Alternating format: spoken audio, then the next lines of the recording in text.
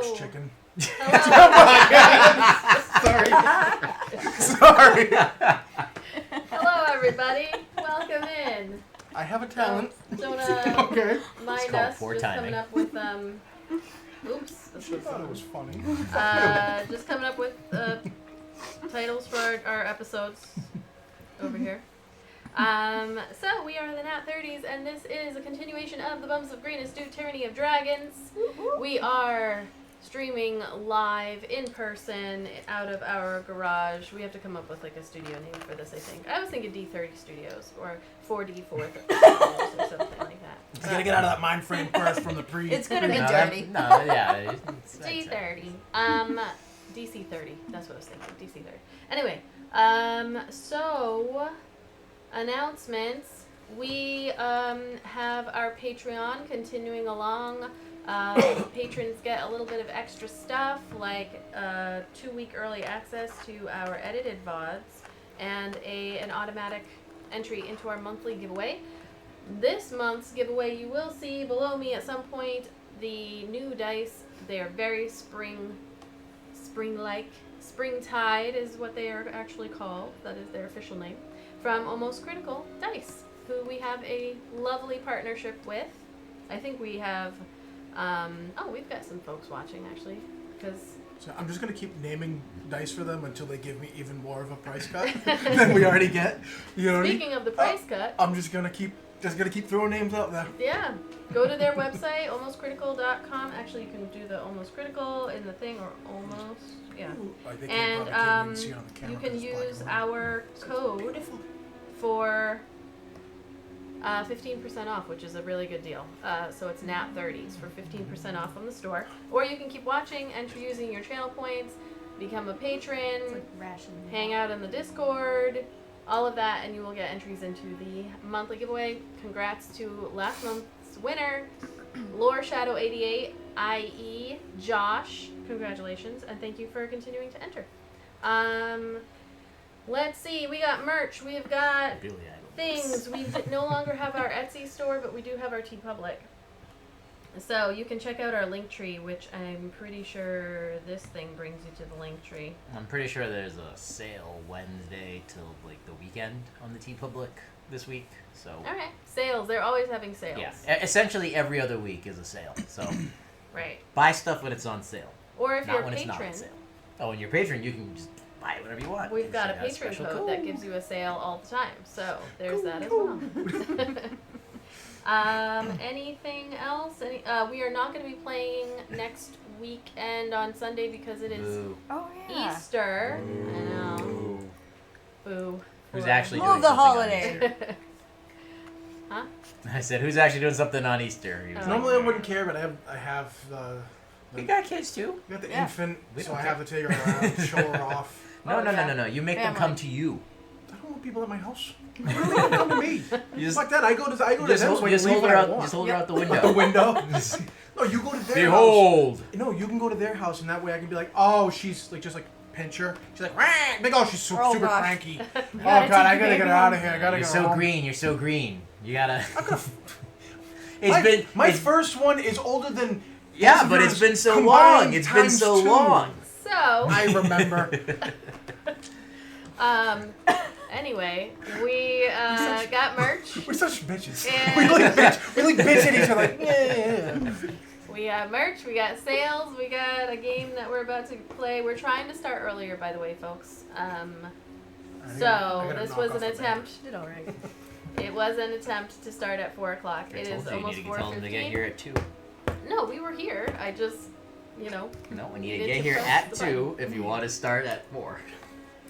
So we are going to, roll right into it. I guess there's not much else that we need to talk about. Nothing. So we won't be here. That was what I was saying. We will not be here playing it next Sunday due to holidays. But Monday, Tuesday, we're good. And then the rest of the week is the compound. So, yeah. And tomorrow we start with the Midnight Mondays, a 3-parter, I believe. We are going to walk some new people through the character creation process, which is actually extremely easy and very, very fun. And then we're going to start with a new story. So come hang out tomorrow night, 9 p.m. Eastern Time, right here on the compound. That's it.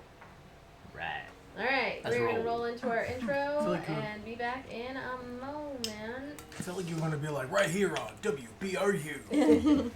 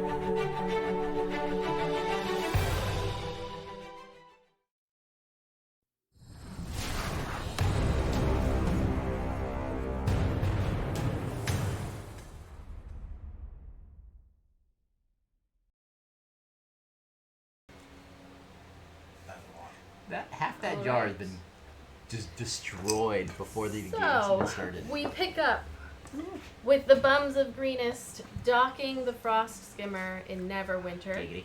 after journeying to the Sea of Moving Ice in search of a lost member of the Arcane Brotherhood, Macath the Crimson.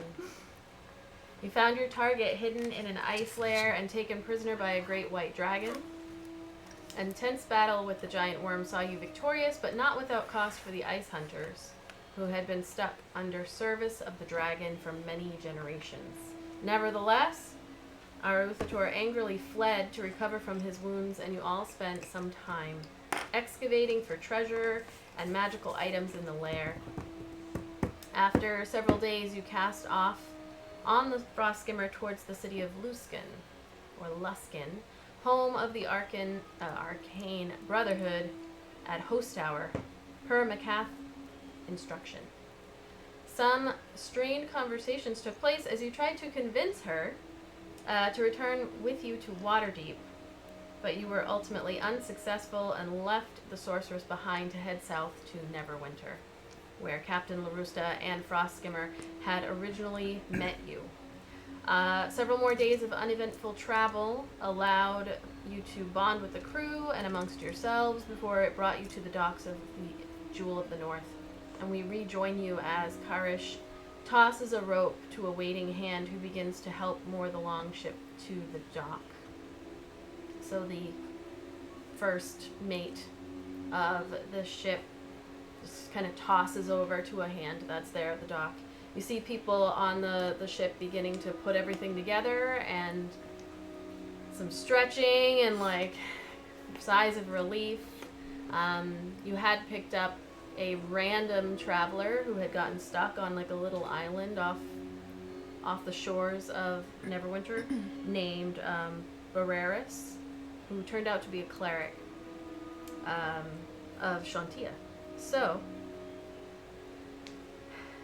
the weather is nice. You all had had a very lucky several days, even with me rolling several different times to try to spice things up. No, it was just Clear meant to sailing. be. Clear sailing. no issues as you pull into past, by the way, there is in the Neverwinter harbor a kind of like this island that is set there, and you can see that there's an inn slash tavern that is like separated from the rest of Neverwinter Harbor. But yes, so you float past that, pull up to the dock. You can see the market of Tarmaloon in front of you, where you had originally gone shopping. What would you like to do? You're not the first one off. He's like, make way! As he throws up after he gets on solid land. Make way, I'm high as sick as fuck. No, he tosses weed overboard. Yeah. So they get the gangplank going, and you're able to quickly get off. And they're like, "Whoa, all right."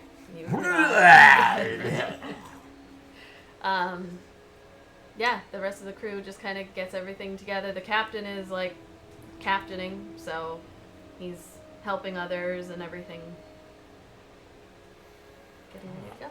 Irish gonna like do some of those stretches, like, oh, it's good to be back on dry land.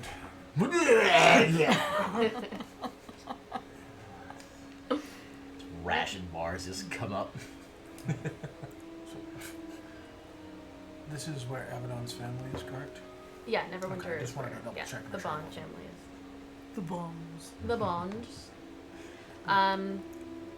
Yeah. Abaddon, do you think you'll be going to see your family today? Well, we can stop in for a visit, but if we have to leave fast, that's okay too.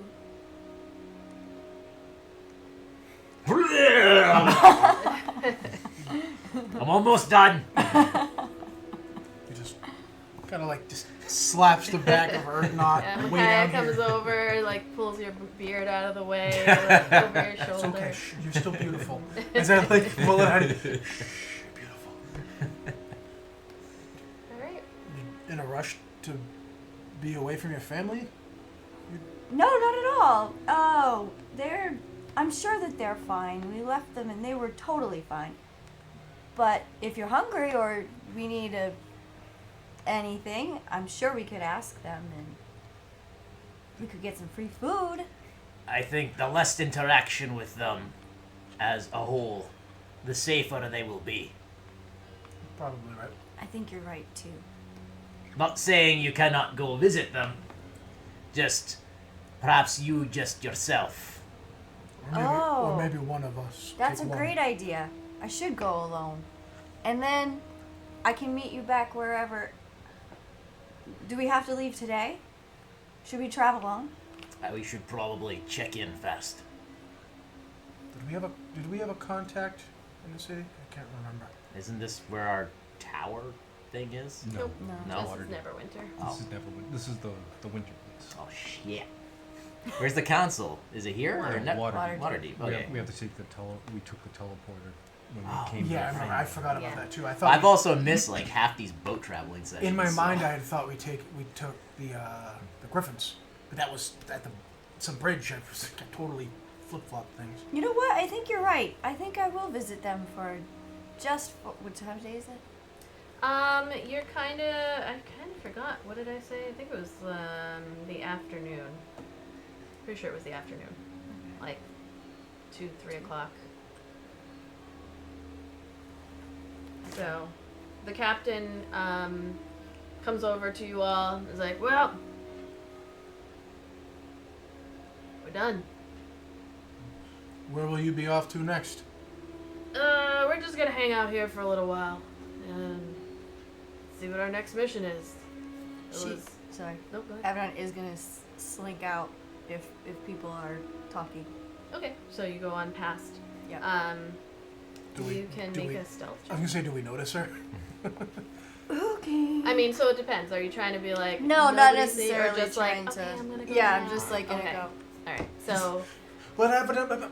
you see Abaddon just kinda like, oh, I'm gonna head out, and like goes down the gangplank and Grab us some and food out. from your parents' house. Bring it back. LaRusso watches Abaddon going. He's like, oh, in a hurry, huh? I don't blame her. This is tough. It's cold. Neverwinter is nice and warm. Good luck to you. Keep us alive. Thank you for your service. No problem. Aye, a job I don't envy. Same. Ugh. Ark will stick his hand out to shake his hand. Shakes your hand. He would have said goodbye to Nora Leah too. Yeah, at so some you start to see other folks come. So like Nora Leah comes over. She just kind of like, good luck, young man. Good luck. Stay away from thunderstorms. I'll do my best. You stay safe. Yeah, it's not gonna happen. But Do you it. know, I'll stay alive. How about Do that? what you can. Buckets comes over and is like, you know, I really appreciate you taking time and talk, and I mean, this new nickname kind of fits, and I'm cool with it. So, you know, I'll never forget the buckets again. But Good for you, lad. Good for you. one day, we should get a drink, and you can tell me about your adventures again. Someday down the road, we'll make sure of that. He tries to do the like really strong arm shake thing with you. But he misses. He's really scrawny, tiny little arm. His fingers couldn't even like get around her wrist. Such little hands. It's the opposite of the from Predator, the Arnold and Carl. It's like a little T-Rex arm. Yeah. You see I Pyranicus made it and with my strong hand. Erythra? I don't remember how I pronounced it the first time. The tieflings that had been hanging out with Abaddon a little bit, they're just kind of like, oh, bye. There she goes. But then they start helping with everything. And Derek, Rock Harvest, the other dwarf, comes over to you, like slaps you on the back. Like, you get used to it after a while. Come again. You'll see. I highly doubt that. I've been fine. You're young. Good luck. You're into the new ways. The ones that frighten me. All right, old timer. The Simpsons. I used to be cool until they changed what was cool. It'll happen to I you. used to be with it. They changed what it was. You see Barreras, the cleric, comes down and he's like, well, thank you very much. I'm going to be heading over to the House of Blossoms. Of course, let them know. Well, I could have done it on my own. Of course, thank you for your help, and I'll let them know that you kind of helped me off that. If you wanted to come by, I'm sure I could arrange a free service for someone. If you need anything, diseases or any kind of rest, lose an arm or something, and that's more expensive, but we can do it. We can, we're just getting started down at the House of Blossoms. Ark's missing finger gets that phantom pain. Missing body part. Goes to pick his nose, but it's not there. So he just punches himself in the face. I actually just did kind of punch myself in the face too.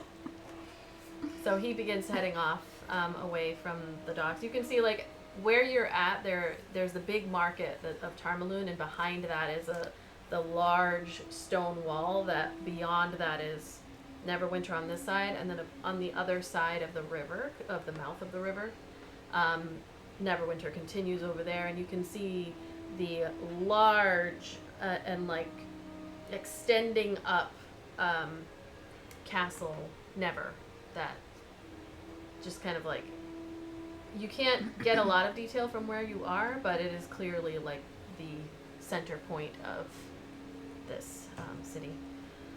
So, as you begin gathering your things and start like heading out from the docks, back towards, which direction are you going? How long do you think that we should be staying in the city before we try to head back to Waterdeep? Thank you. You have it on. A day, maybe a night. I was going to say a couple of hours. Aye. What time is it? It's like 3-ish p.m. Well, we wouldn't make it too far tonight. It's probably best to leave in the morning. It's no sense leaving at 6 o'clock. But it's just a teleportation.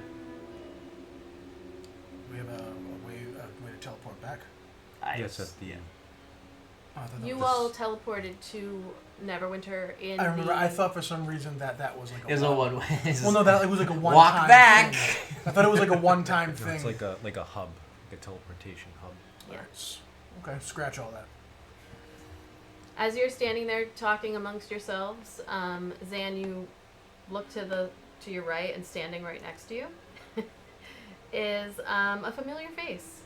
As a halfling male with shaggy brown hair is standing there, and you didn't even see him. He's just, you're talking, and then he's right there, and he just looks up at you. No smile, just a very calm. You all see this halfling, light skin, brown hair that's a little bit kind of it's not messy, but just kind of whichever way the wind will take it is where it goes.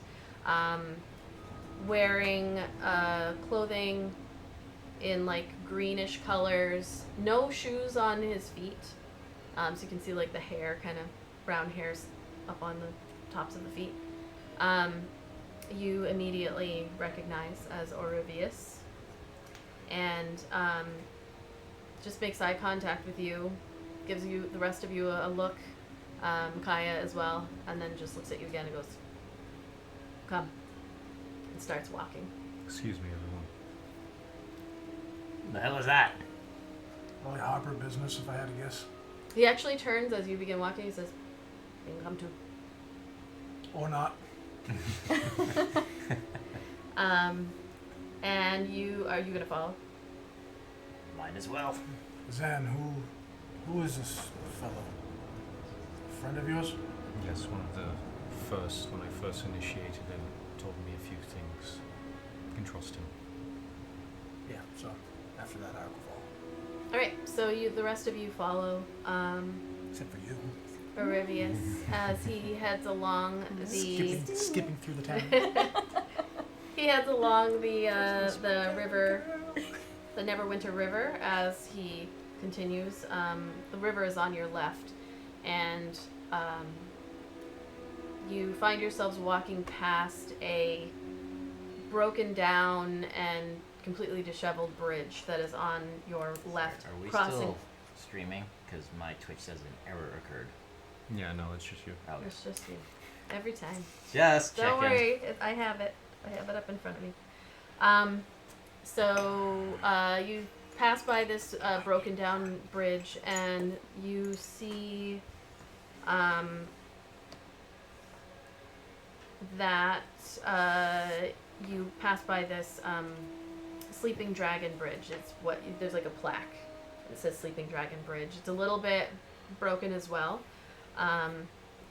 To your right, as you're passing, you're still going along this very tall wall, but just over it, you can see up on a hill there is a temple that is overlooking the Sea of Swords behind you. Very beautifully designed. It's made of stone and iron and wood, and definitely one of the larger temples that you have seen, but too far away unless you chat with Orivius. But so you continue on until you reach the second of 3 bridges, and the only one that is currently traversable. Is that a word? It is now.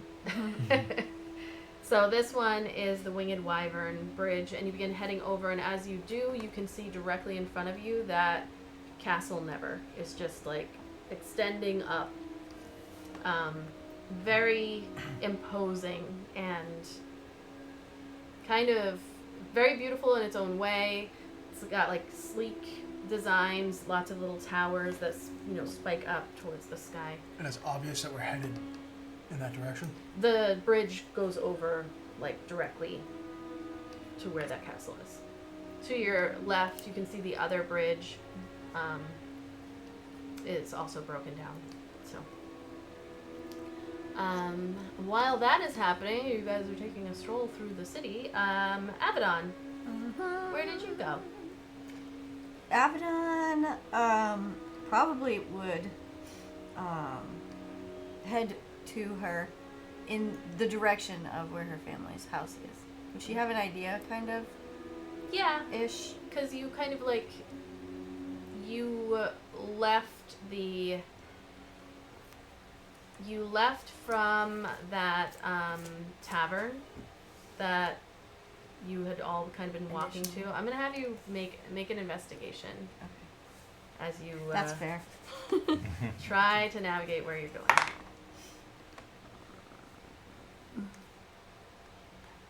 12. All right. So you begin to head in that direction, looking for familiar things. Oh, Are fuck. you doing anything along the way? Papa, Papa, where are you? Mummy and him. Can I can use the stone again? Yeah. I'm gonna do a contact. Okay. Um, So you pull the do I stone. talk to it? Yeah. Oh, I'm gonna say, I'm in Neverwinter now. That's it. Okay. You immediately hear back. That's wonderful. Where should I meet you? Oh fuck. That was fast. That happened really fast. Right away. And then back to you. Because you can only use it once, one way. Yep. You hear, hold on, I'm just gonna pull up a real quick map here.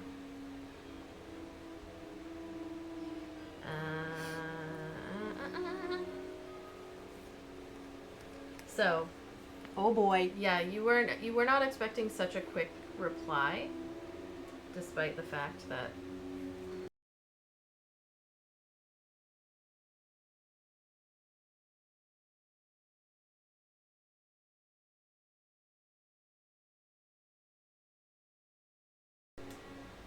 what is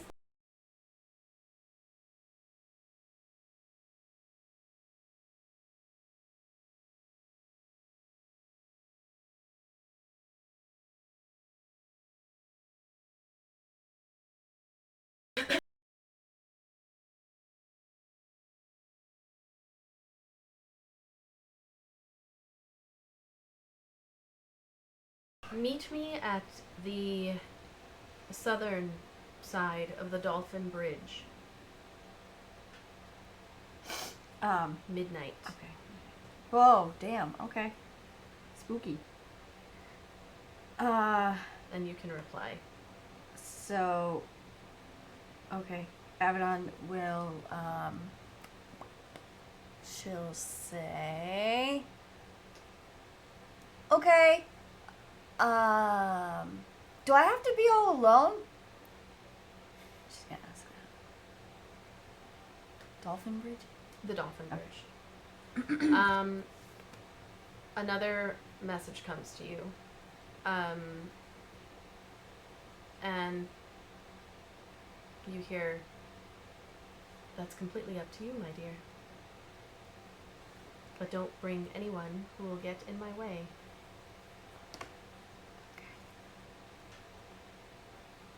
Okay. She won't say anything in response. Okay.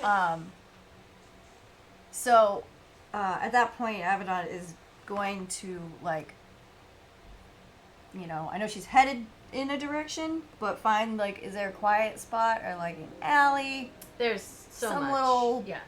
spot?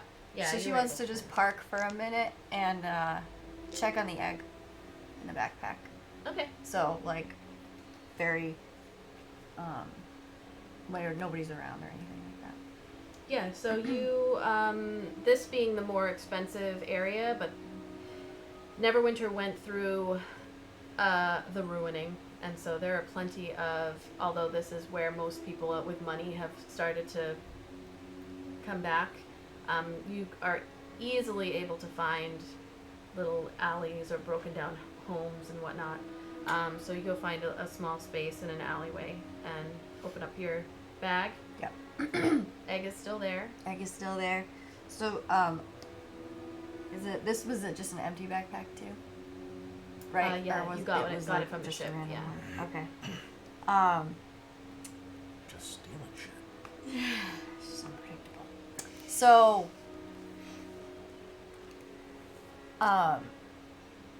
Avedon is going to close up the bag and pick it up and just kind of drop it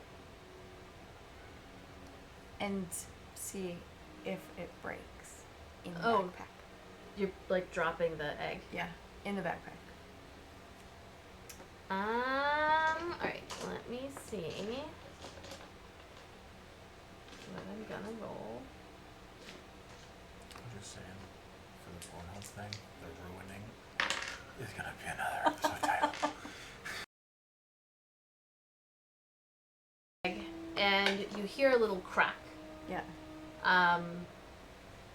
When you open it, you can see that it is cracked, but it's not Like broken completely. There is like clear something that starts to leak out. Okay.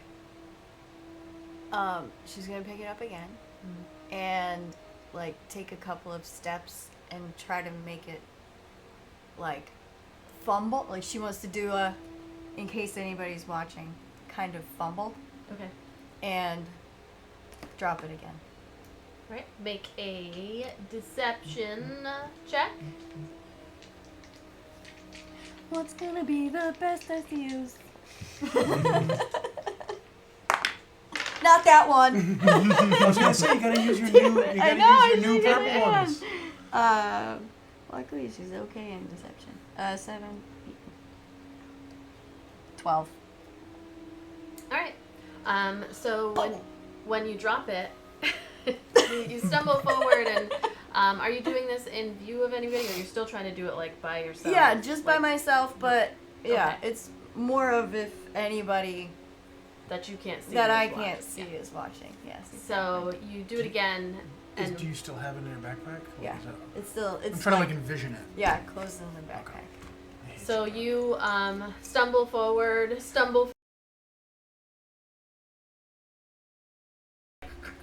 and then when you open the bag again, it's not like, but it's cracked on the bottom. It is the bottom of the bag is like soaking wet with whatever this something is. Yeah. And you can see a little like Sad now. a little limb of something like little thin I thought this was a fresher egg. that is sticking out. Okay. She's gonna close it, pack it in, make sure it's closed up, and then she's just gonna stand up and walk in. Where is she gonna go? It is leaking. It's leaking a lot. It's leaking a decent amount. Can I put like a sock under it or whatever? I would say you So I have- definitely you've got stuff. I'm sure you could like Yeah, pack like, underneath just- of it to like so yeah you can do that. Just put it in your bag. I'll like shove the little dragon leg back in. Okay. Aww. I bet it was really cute. It's like a stick. Just Yeah. You gotta just wedge it back. This is fine. This is fine. Okay, so she'll pack it up so it's not like dripping. Dripping out of her bag. Yeah, sure. So yep. So you continue. Do I have looking any idea where I am right now? You Not really. sort of do. You start asking around. It takes you a little longer than you expected. Okay. Just due to timing. And not being sure, and then taking a break. So You should have picked this up and dropped it Oh. to see like how much it broke. Right. So, as you all continue, the rest of the group, as you continue, Orivius brings you over the Winged Wyvern Bridge, and although the castle is like this imposing and like beautiful structure, you, as you're crossing that bridge, notice that you can see it. It would have been something beautiful back in the day, but you also notice signs of disrepair. There's greenery like growing all up along the sides as you are crossing. You can see some of the towers have been broken, and some of the bridges that connected the various spires are cracked in the middle and don't connect anymore. And then as you are continuing along, you can see just barely, you begin to see things kind of shadows, almost like going across open windows and stuff like that. Dark eyes just kind of peering out and then disappearing. So Don't like that. yeah, so you go across, and Orivius is just leading silently as you continue on, but then he turns and to you, Zan, and says, like, it's almost like a world within the city itself. Aye. There's monstrosities, aberrations, fiends. But adventurers like going in there. Maybe when this is all done, you can earn a bit of coin. Perhaps. He continues bringing you across, and you are now in the Blue Lake District, where it's a bit run down still. Interesting little pockets of areas where people have come back in and settled, but it's strangely a bit less friendly on this side of the river. You can see evidence of all of the ruining, the attacks that have happened. Neverwinter has been known as, while very like open and friendly, and there's a bunch of different races that are openly accepted here. Also, you can be attacked by monsters, kind of, on a bad day. There have been open battles between different factions fighting over the city. Some people who don't like Lord Neverember, and like there's a whole section of the city on the east side that people have fought over towers and whatnot. Like, this is a very contentious city. So you continue along, and eventually, like, weaving through the streets and everything, Orivius brings you to this interesting building. The first thing you notice as you turn a corner and begin to approach is a bunch of mannequins, faceless, just kind of sitting outside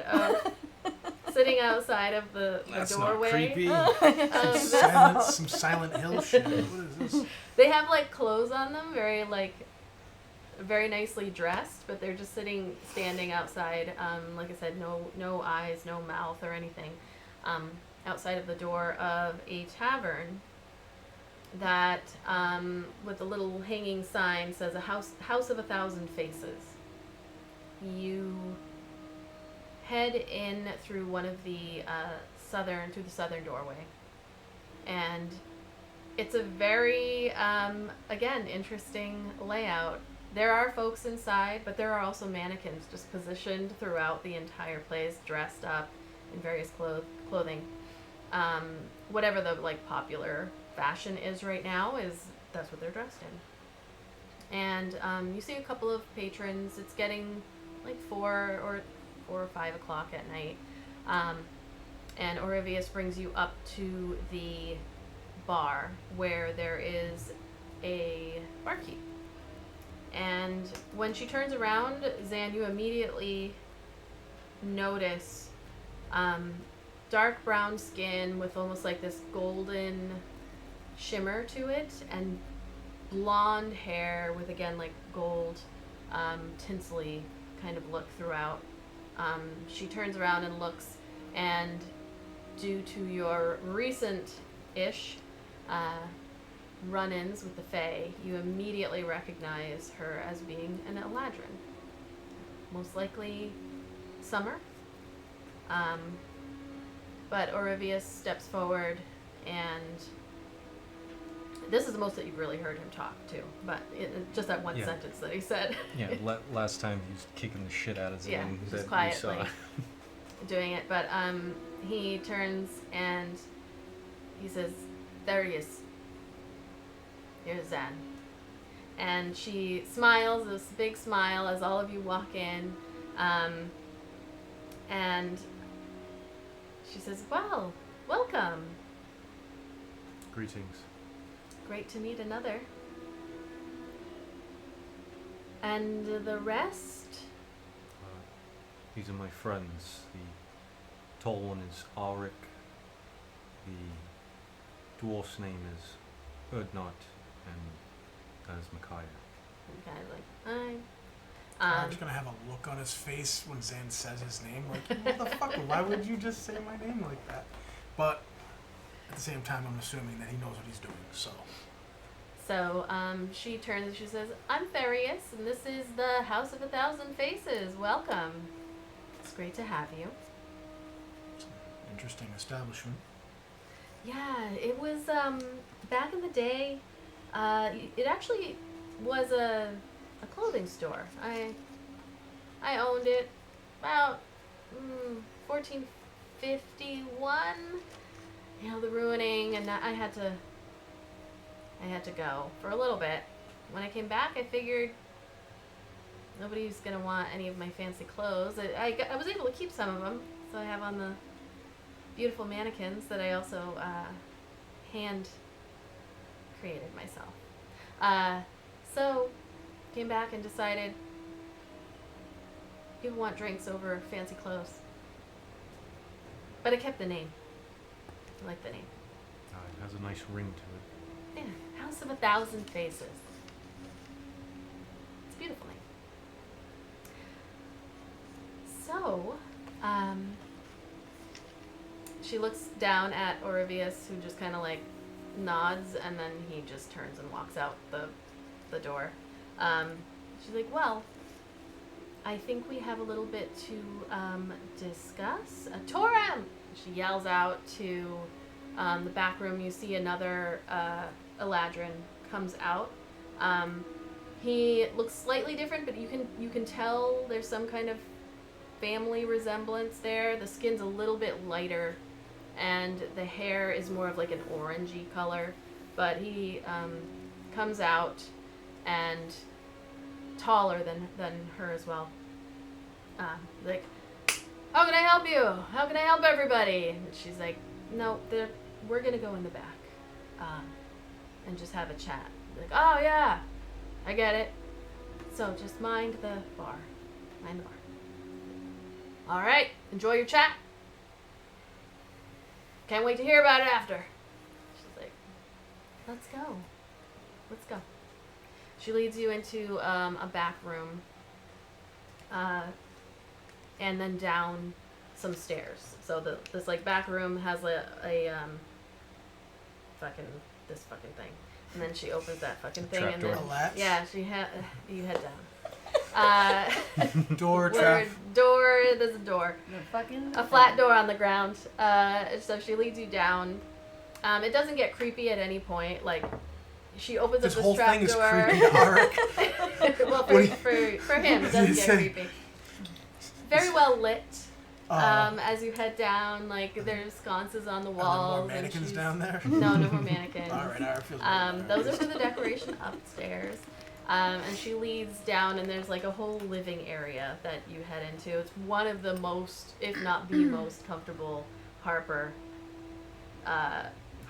yeah, that you have come across so far. Very comfortable sitting area, and she has you all sit down. So she presents you all with some drinks, whatever you'd like. Like, can I get you something to drink? I've got another little bar over here. She gets whatever you would like. Some ales, hard liquor. It's fine. Arik doesn't know the difference. Last time we dealt with the what was it? The one that told me about the sword? The hag. The hag. Thank you. You said not to. You told me not to take anything. Zan told Arik not to take anything, so Arik's not going to drink anything. He's like, Are you sure? I mean, I know you guys just came off of a boat, and I don't know what kind of drink they had. Just gonna look over at Zan. Yeah? Alright. We'll take a drink. Oh, are you the leader? That's... No, I'm No leader. So, she is an elf as well. So, Eladrin is a type of elf. So she has like pointed I ears. thought you said Fae. Like She is. I mean, all elves are Fae, but she is. Eladrin are the elves that are from the Feywild. Right. So there's a little bit something different about her. She's got the elven ears, but much like you have seen Zan begin to change with the seasons. Oh, so okay. So She's I got had the this- wrong. See, I don't know like the lore. Like, Yeah, about no. So she's a Eladrin? type of Eladrin? elf, but she's got this like golden undertone, but like a shimmery golden undertone to her skin. But nothing that would put you off in terms of like when you saw the hag, there was something off about her. With Therius, it's just she's just very. Arm summery. just doesn't know much about Fae, so he looks to Zan because last time Zan's the one who told him like, don't fucking no, don't take anything from that lady. Yeah, she presents everybody with the drinks, but. Do you have any wine from the wilds? I don't. But I'm planning on going back soon. And I can make sure to have some here next time you stop by. I would very much like that. You got it. Well, I have been tasked with just catching you all up to speed. It looks like you survived, so that is a good start. Except I was told that there were 5 of you. Yes. 1, 2, 3, 4. Yes, younger compatriot Abaddon has family in the area. She was in a rush to see again. Oh, understandable. That's lovely. That's great. Great for her. Yeah. Well, okay. Some nice and but passive aggressive. Great. Yeah. Well, awesome. I think, maybe the most important of the crew is here. You can, fill in the last member. A lot has happened in a short amount of time, and so I have been instructed to, as soon as you arrived, which we've been waiting for a few days, we were not able to. But as soon as you arrived, we had, Oravius hanging out, and he does a wonderful job, by the way. Just on point. He's just on point. He was to bring you here. We need you to head to Waterdeep as soon as possible. There is currently a Second Council meeting happening. It's been happening for a few days, and I think there's a couple more days scheduled on the roster. Ramalia really was hoping that you would get back in time, and it looks like we're in luck. You made it. So Torum comes down, brings some food. Just sets it down. Like, thank you, Torum. Thanks, Torum. There. Yeah, so we're gonna need you to head straight there. Remy was able to arrange with the folks over at the House of Knowledge that you can, if you would like, which I would recommend, use the teleportation circle to get back. Aye. They're meeting now at the council, you said? They've been meeting for a few days, yeah. It is, I don't know all the details, but I know that Remy sounded very hopeful that you all would make it back in time to give an update on what happened. Were you successful? We were able to drive away the Great White Death to free Makarth. Though we could not convince Makarth to come back with us, Makarth is back in the Arcane Brotherhood. Okay. That's still a win. That's a win. Remy will be pleased. So, yeah, as soon as you are ready to go, I know it's a little late. but the meetings, from my understanding, have been going a little bit later. Very passionate folks meeting in a room all together. Yes, we remember the. What? Just What? the Pornhub stuff. Very passionate folks all meeting in a room together. Many folks of different kinds. Lots yeah. of passion. So, it's, like I said, I'm not privy to how successful it's gone. Just a lot of yelling is what I've heard. It's politics in a nutshell. Yeah, agreed. Fucking hate politics. We all have to do things we don't like. But you said McCaff, the one who went missing, you found her alive. Correct. You brought her home alive. Yes, we did. Okay, that's good. That will be very, very helpful. We wanted to take her to the council ourselves, but without sparking some kind of confrontation with her, which would not have been a good idea. Yeah. The next course of action was just to let her speak to her superiors while we speak to ours. Yeah, I can understand that. Her point of view. She wanted to go home after 3 years or so of being a prisoner. Aye. So, council's expecting us. We'll be there. At least Remy is. I don't know if the rest of the council is, but yeah, Remy's definitely. Given your success, I do know that we have a little something for you. All right. If you Sounds would a little taken aback. come over here, no offense to any of you, but just a little business. She doesn't take you out of the room, just over to a corner of the room. You all are able to kind of continue sitting at a table with drinks and whatever food that Torum had brought down.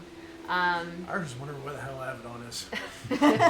Where the hell is this girl? Fucking lost. So Lost in the back alleys. Oh no. yeah, no. Just sit down. Sit down and Defeated. cry. Oh So no, my eggs are leaking. Ooh. Wet. So as you're standing over in the corner of the room, Therius is like, so, you've done very well. I've been a part of the Order for a couple of decades, and we're very picky about who we bring into our ranks. And so, Remy wanted me to ensure that should you be successful, you are continually presented with thank yous. And she pulls a needle out of her pocket, which is it's a very straight, like she just kind of pulls it out and you look down, there's this needle. Zen's not used to thank yous, and then a thank you with a needle. He is not sure. It's this like long, thin needle, and at the end of it, there almost look to be like claws that are like sticking out. And she says, "I know it's a little bit strange, but if I could see your arm." So she takes your arm and like pulls up the sleeve and all, the scars and everything. She turns it over to this side. Do we see this happening? You can sort of see, like they're kind of talking quietly. If you're watching, you I was gonna say I'd be watching, not like prying, but just like. yeah, you can see what's going on. So she takes your arm, and she takes the needle and she just lays it down on your arm, and it takes a good 30 to 45 seconds. She's like, "Sorry, really awkward, but you just gotta let it do its thing."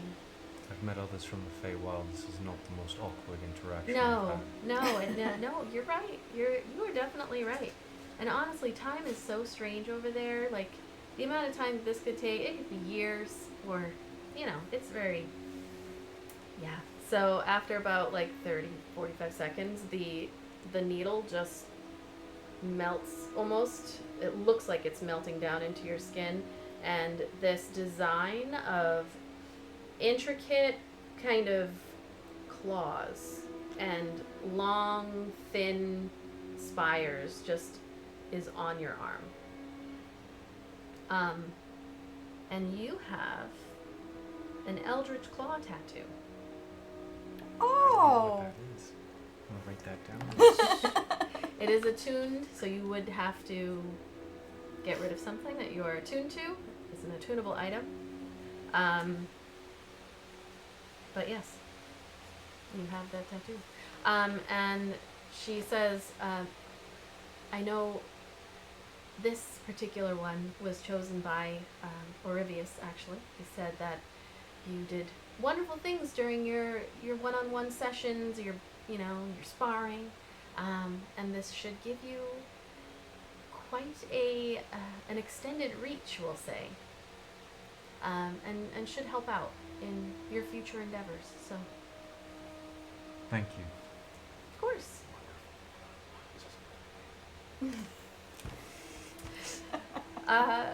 So yes, congratulations on your success, and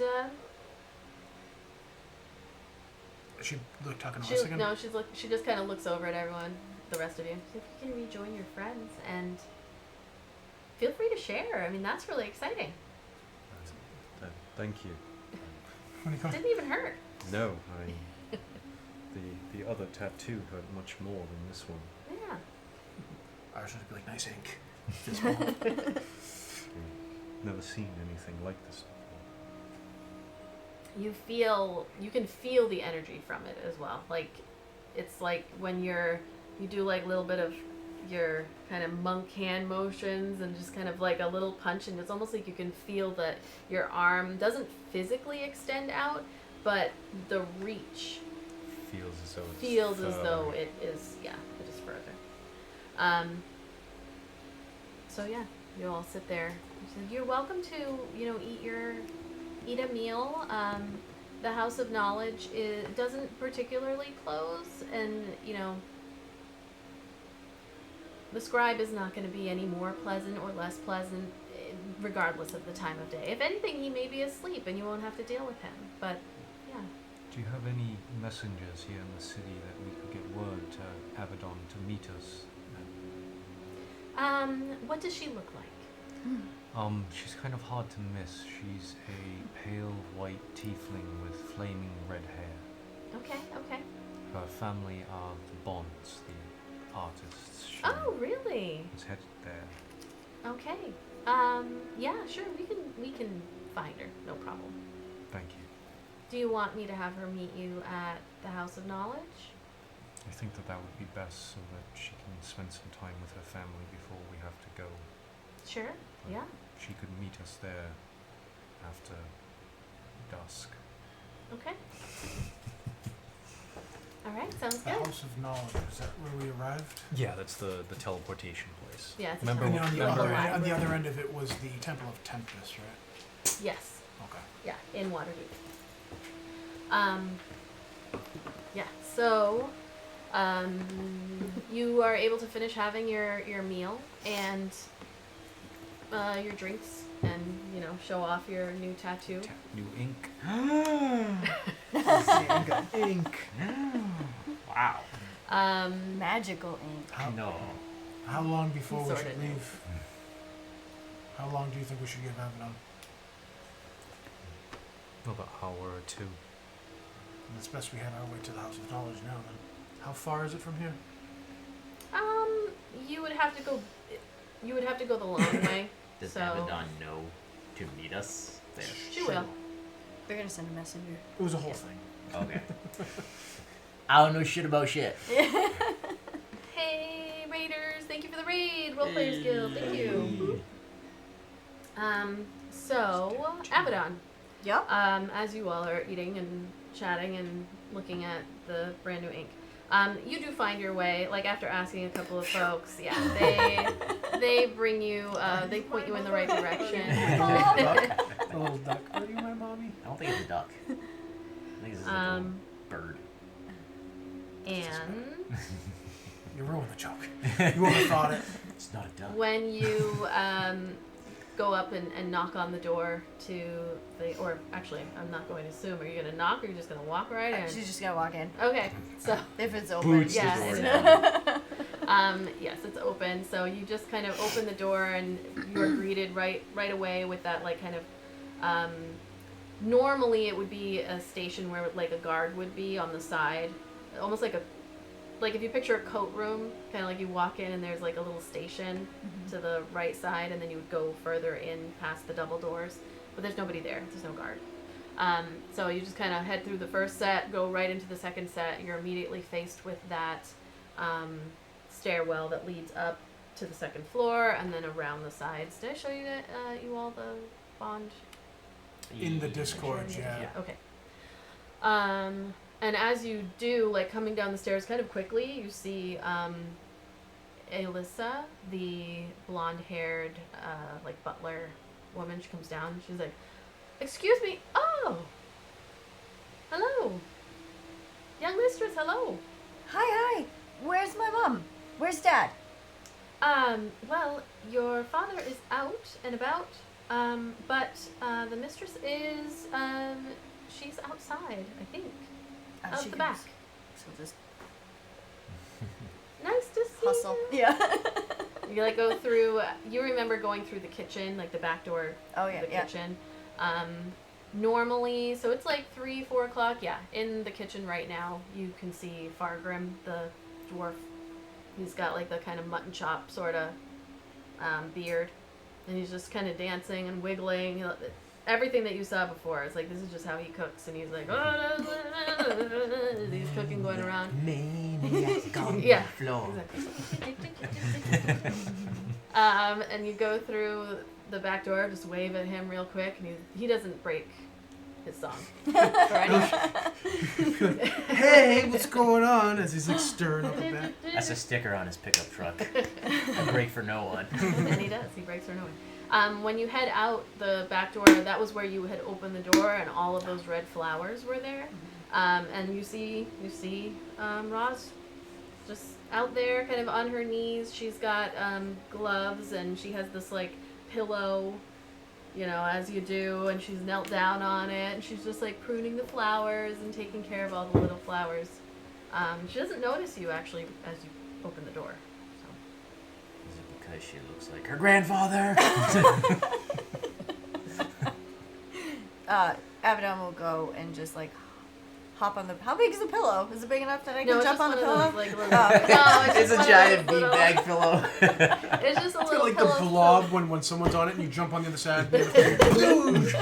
Mom gets launched right out of Neverwinter. Makes that goofy, you know it. No, it's just like a pillow for her knees, so Oh, she okay. doesn't get like all gross. So she'll just go like right up to her and just She's kind of a like, proper lady. Mom, just She's like, flop. it's like, oh, she just gives you a hug. You're already back. Yeah, we're back and everything was fine and my friends are safe and everything went really, really great. She But I shakes your can't hand stay and for too she's long. like looking, like, are you hurt? She see you have like dirt on your nails. She's like, we can get that cleaned up if you want to take a bath. That sounds really nice. Do you want to take a bath?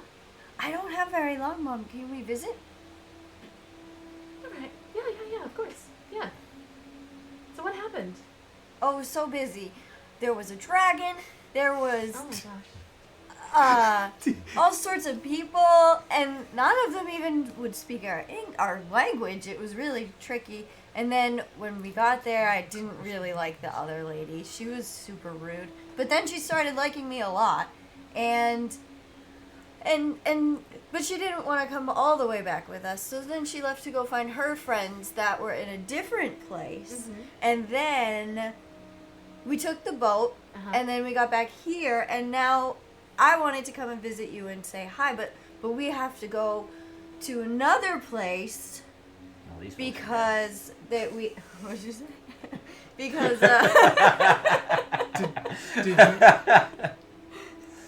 Did you forget what Abaddon originally told her mom? then we're gonna Yes. go to another place later, and you know, we might just like hang out there for a little while because we have a nice like place to live there, to stay for a little bit.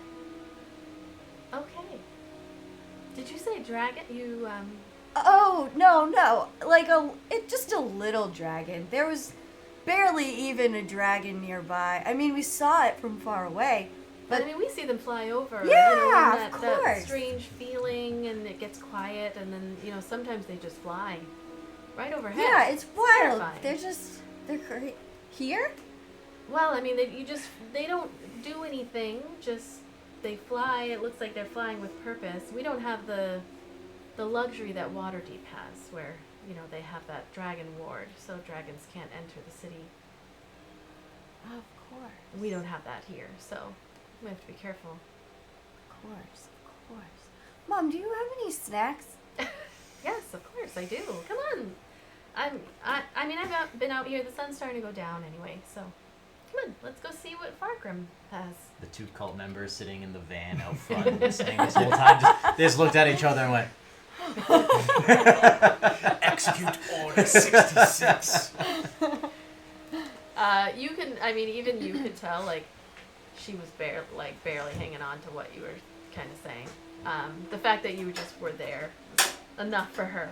Again. So yeah, you go in. She gets you a snack, and you are able to sit down at the main dining room. What time? Okay, what time does the sun set? Probably it's in winter. Actually, Because it's winter. it's about February Uh-huh. ish. Coming to the end of February, so yeah, like in an hour. That's just- Okay. In Massachusetts, that's like 5, 6. 3 o'clock. Yeah, Seriously.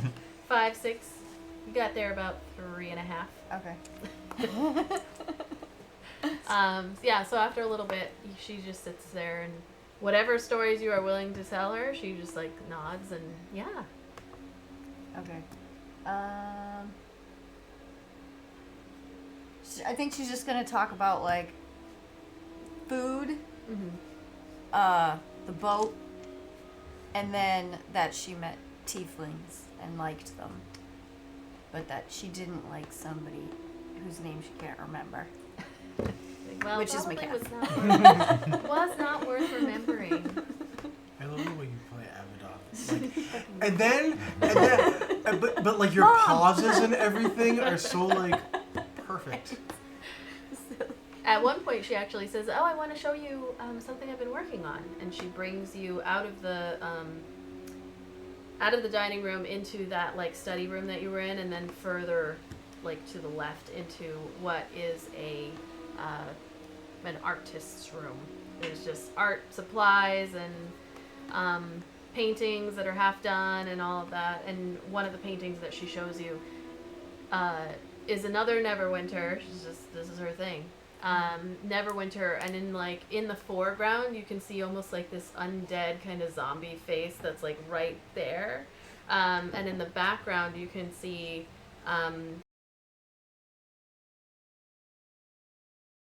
but we're told, and you would know this, that on the other side of the wall, directly next to where you came in, the Hall of Knowledge, there is the wall. And the wall is a magical seal over the chasm that is still active and there right now, and things still come out of it, but they've been able to seal it off. So you can see this painting kind of depicts as if you were looking at the wall, but the wall had like crumbled, and you can see things like coming through it. So probably a before. It's a very recent thing that this wall has been sealed up, only in the past couple of years. So it's very beautifully done, very creepy, but just because you came back doesn't mean her style changed. Yeah. It's like, Can you remind me? Does Abaddon stole the box without her mother knowing, right? right, she Okay. did not know. Her mother had never even seen the box, as far as you know. Okay. Didn't know it was there. Yeah, so she shows you this painting. She's like, I'm almost done. It's very creepy, Mom. It is, yeah. It's such an interesting history that this city has, though. It's just, Who's this zombie guy? I don't know. Could be anybody. I didn't really think about it. They're just going for creepy.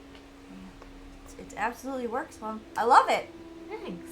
There was one day, one evening actually, that I years ago, when I went kind of walking around trying to get inspiration and saw something, some creepy thing, like kind of just swaying on the other side of one on the other side of the wall, but like through a little crack in it, you know. This kind of reminds me of that. Just monsters just come out of there all the time. It's a very strange place to settle down. Yeah. They Yeah. come out. Has it ever? Can they get out ever? As far as I know, Lord Neverember has made it so that they can't. He has arranged with powerful magic people to ensure that they can't get out. But we have people who go over there and kill stuff, and there's always something interesting apparently to kill over there. Lots of different monsters. So Crazy. yeah. Very dangerous city. But it was very, very cheap for us to come here back when Grampy came. So that's why. Cheap to settle down. No one wanted to come. When there were monsters. Openly roaming the city. Yeah.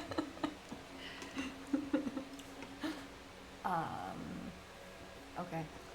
She's just gonna continue with like the chit chat, story. talking about paintings and yeah. Eventually, like a couple hours in, just catching up with Mom, and your dad comes home, and then the sisters, and you all just kind of like chat, and you're able to tell them a little bit about what occurred. Same exact thing that she said before. The elven butler, she comes in, Alyssa, and she says, "I'm sorry, but there's someone at the door looking for Miss Journey. I'm so sorry to interrupt."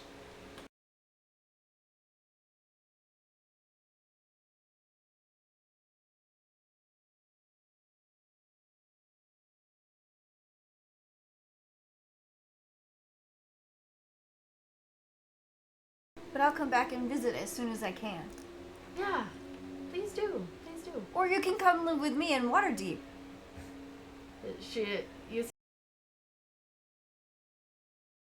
Yeah, we can talk about it. Yeah, we can talk about it.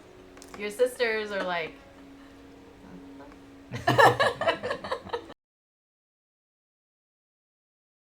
it's okay. Yeah.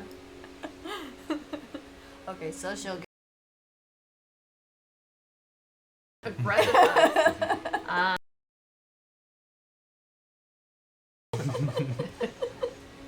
You head through the, into the main hall there. Alyssa brings you there, and standing in front of you is a small halfling, or normal-sized halfling man with brown hair.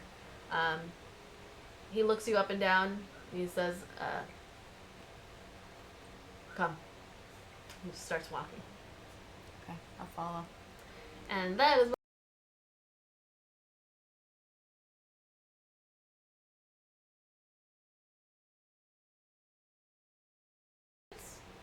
5:40ish, and yeah, we will see you.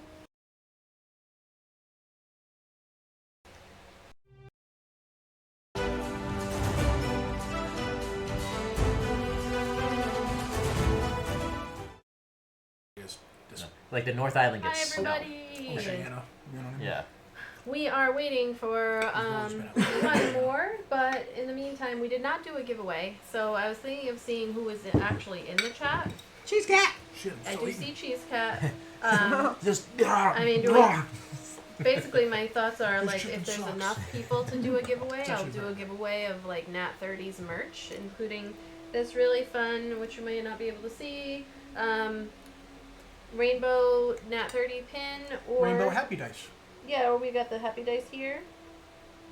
But if it's only cat, I mean, not only cat, but I've given you everything already, so I don't know how many more you want. Although I do need to give you some more stickers so you can make things out of it. But yeah, if we've got any folks out there who would like to do a giveaway, We otherwise should our 3D default print winner the is severed goblin Cheese head, Cat. so that Cheese Cat can put it inside resin, That and would it'd be be like a badass. 3-dimensional Yeah. severed goblin head. That would be badass. I would can want send that one. to I want one now. Wow. Now that you've 3D said it, prints. But I mean, it's a 2D image. How you And extrapolate send from it that? to him and he makes it. No. I how want all of it one works. so badly Yeah. now. I've never wanted anything from. I these thought badly. you would have to draw it from the four He different would have to angles. make it based off of the As drawing, like an but ST. yeah. That's I don't know terrible. how it works. I don't do 3D stuff. That'd I be- think that'd it is an STG file. Whoops, The STD files. that's a title. It is. That was something that was on Skinamax. Forensic files. Mulder and Skullbomb. So yeah, we don't have enough folks to do a giveaway, which is totally fine. I wish BD&D well. I have not heard from them in a little bit, so I think that they are heavily working hard on their brick and mortar store in New Zealand, which is doing very, very well. We always love to see that because running a game store is a tough project to have. I remember back 10, 15 years ago, it was pretty much a death sentence. Like, you know, they just never survived. But the pandemic, I think, has completely changed that landscape, so they will survive nowadays. But yeah, you had to have, like, wealth in your family to keep a game store alive 15 years ago. So, Kat, I'll be in touch because we still have to give you your Wicked Independent Prestige Incorporated Not a Cult button coin. So, back to the Oh, hum. can I have the candy so I can reload? I thought it was just alongside you. I didn't realize it was in. I only have this and Yeah, because when I come in here Oh, and wait. get tools, I eat Sour Patch. that's the only thing He I actually just licks every one and puts it Every back. single one Every one has lick. I spit on it. He just That's licks. all I've got, sorry. No more Sour gummy bears. No. All right, well we'll take this over here then. And we'll I use you guys bought to empty- 30 ounces of gummy bears, so I thought that would be I enough. really. Yeah, we've had about 25. Sorry, I thought that, you Can I know. just buy a 5-pound bag of gummy bears on Amazon? Probably. I think Yeah, I'll I do bought that. that. I bought I'm gonna do one of that. those too. During quarantine, me and Julie bought, it was like cereal marshmallows, but it was in like the size of a pillowcase. Oh, wow. Wow. And it was just nothing but, I hate marshmallows, but my wife was in heaven. It was like huge. I know Lee loves marshmallows. Imagine too. lighting that thing on fire. Oh god. Just the whole bag is, and then like a trebuchet. Oh my dad would be super excited. Yeah. So we, Throw on the coming neighbor's back to the game, Abaddon being led to the, I'm so sorry. actually where, no, the House of Knowledge. Yes. So, Orivius leads Abaddon to the entrance of the House of Knowledge where the rest of the party is waiting. It is already dark. I'm rolling like a Alright. 3 or a 4. I'm getting these in. I'm not doing so fucking I'm well. watching him like, he doesn't know to grab one I thing know. and the other. Be covered in sugar. So, you, so I just don't you, want to touch them all on you guys. That's all. so you were all Lauren, at get your hand in the, here. Nobody cares if you touch stuff that people eat. Get your hand in there. Get your little. She's got the grossest hands I've I ever am been very here. gross. she's You That's should a get fair tool. fucking point. I did not think of that. Very gross. bug guts. And you're like, stick your hand in there. How about a paper towel? Like she works with poo. I do. Shit shoveler. I'll touch all your food. Don't make me fucking laugh. You No, want this? got it. So, Make him lick Success. up all the sugar. She's sitting over there like that meme from I'm blanking on the movie with Rodney and He's like, well, we're waiting. Caddyshack. Sorry. oh. Sorry. Entrance to the House of Knowledge. Yeah, so you all see Abaddon brought up by the Harper halfling that had led you all to the House of 1,000 Faces. He doesn't really say much as he kind of like drops you off, just kind of nods at you and nods at Zan, and then like in a flash he's gone, just disappears into the shadows. It's Batman. But you are all back together again. Micaiah looks at you and she's like, so how'd it go?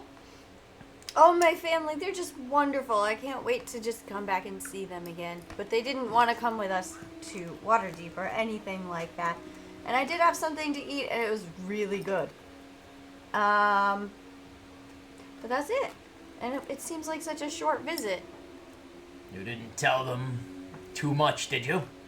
Oh, no. And they're so nice that it could... And she'll just, like, kind of,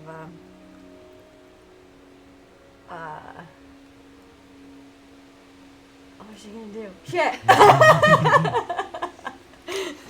Cause a distraction. I was thinking, like, how could she cause a distraction? To say she pulled it on you. Yeah. No, they're so nice. They're fine. Micaiah's like, well, you know, I'm sure you had a good time, and we don't have to pry into your family business. Family business is family business, you know? That's right. Right, Erdna? Right, Ernie? Absolutely. We all should have secrets. Well, I mean, I wouldn't call them secrets. They're family business. Right? That's right. That's right, Micaiah. Let's go. He spins his hat back. Zan You does. smell something. He's about to throw a Pokeball. I choose you. You head into the library, and you're able very easily, like you show your writ, led down to where the temple is. The scribe, what's his fucking name here? Scrivener, whatever the fuck. He's not there. Oh, the grumpy guy. Was he the guy who was a dick? Okay. Yeah. Yeah. Scrivener, whatever the fuck. Scrivener, whatever the fuck, is The not dick there. scribe. And Title. The dick scribe. Grand Scribe Spivey. He's not there. So you Dick scribe. go through that familiar just teleportation circle. It lights up. You head in. You appear on the other side in the city of Waterdeep. In that room, it's a large enough chamber, circular chamber, where you appear on the permanent teleportation circle runes. But the door is already open, whereas before, when you had first come that one time, it was like closed and everybody was like, who the fuck is this? The door is open. The guards who are there, who are dressed in the Tempest garb, they bring you up and escort you out after marking down your names in the book. And you are in Waterdeep once again. It is probably about 7 o'clock or so at night. It's dark, but Did we learn of anything, like when the council They're was supposed meeting to right meet? now. We're heading there now. Oh, okay. yeah, they've been meeting. So the council's been meeting for a few days already, and There's been much yelling. they had been watching and waiting and hoping you all would, or Remy had been waiting and hoping that you would arrive before the meeting was done. So you make your way down from the House of Justice to the Castle of Waterdeep.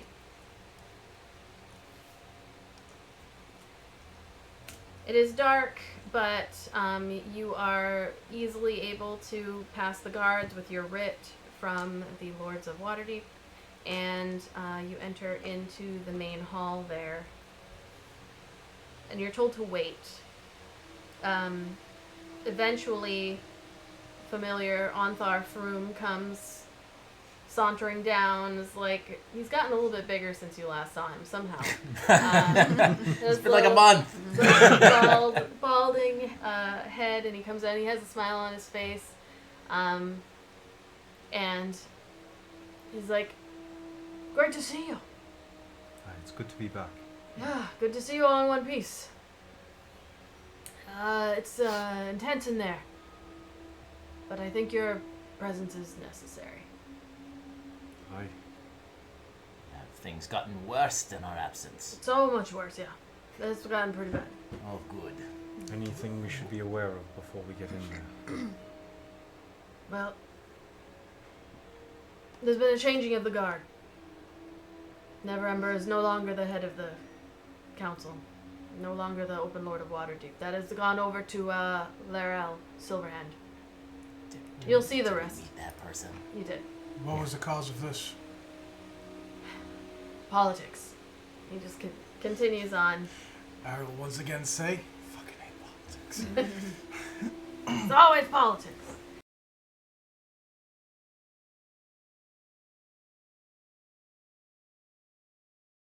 Make fucking Boulder's great. Yeah. Boulder's Gate great again or some shit, you know?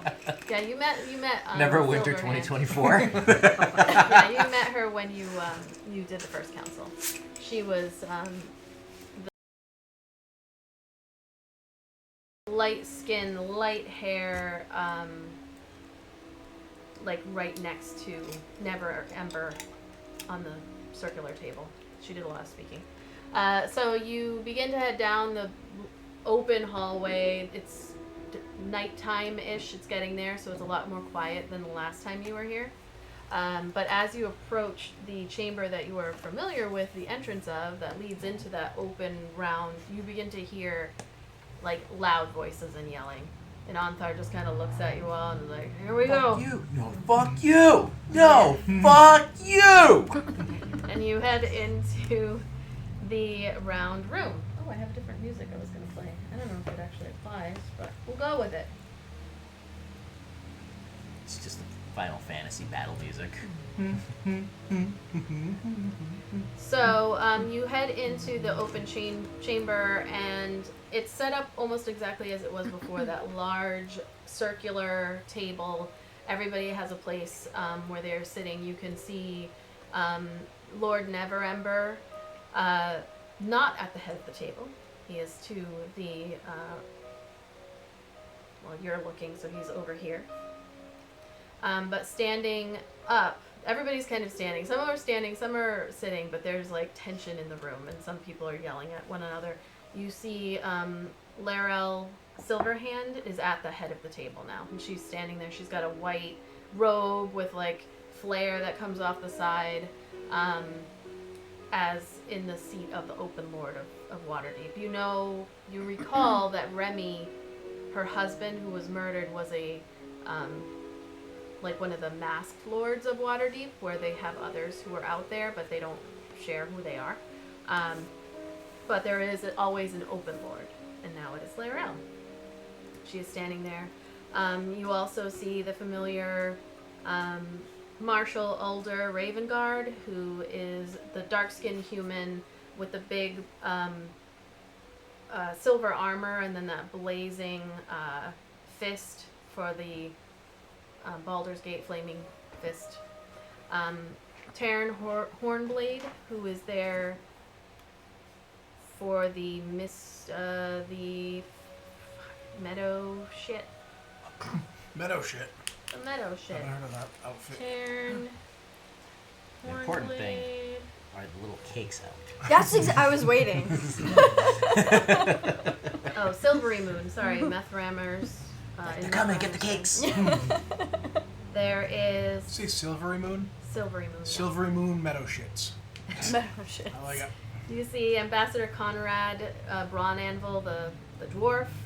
King Melendrock is there as well, the elven king from the Misty Forest. Ramalia looks over as you all come in.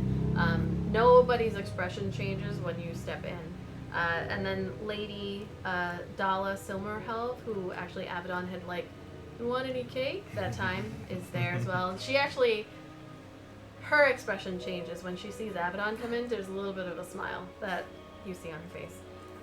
Delan Winterhound, who is from the Emerald Enclave, an elf, brown beard, very typical kind of ranger druid type person. And then Sir Istibal, the one who had caused the big uproar when he had said that he was actually there from Cormyr and had been sent. And we talked about spies and all of that. You also see a new face, though not sitting at the table. You all have seats that are where, if you remember what the room looked like on Foundry, you're on the outskirts near to where the exit is. On the other side, there are a couple of chairs, and there you see two new figures, actually. There is an elven-looking woman with long silver hair, light skin, but dark eyebrows, like black,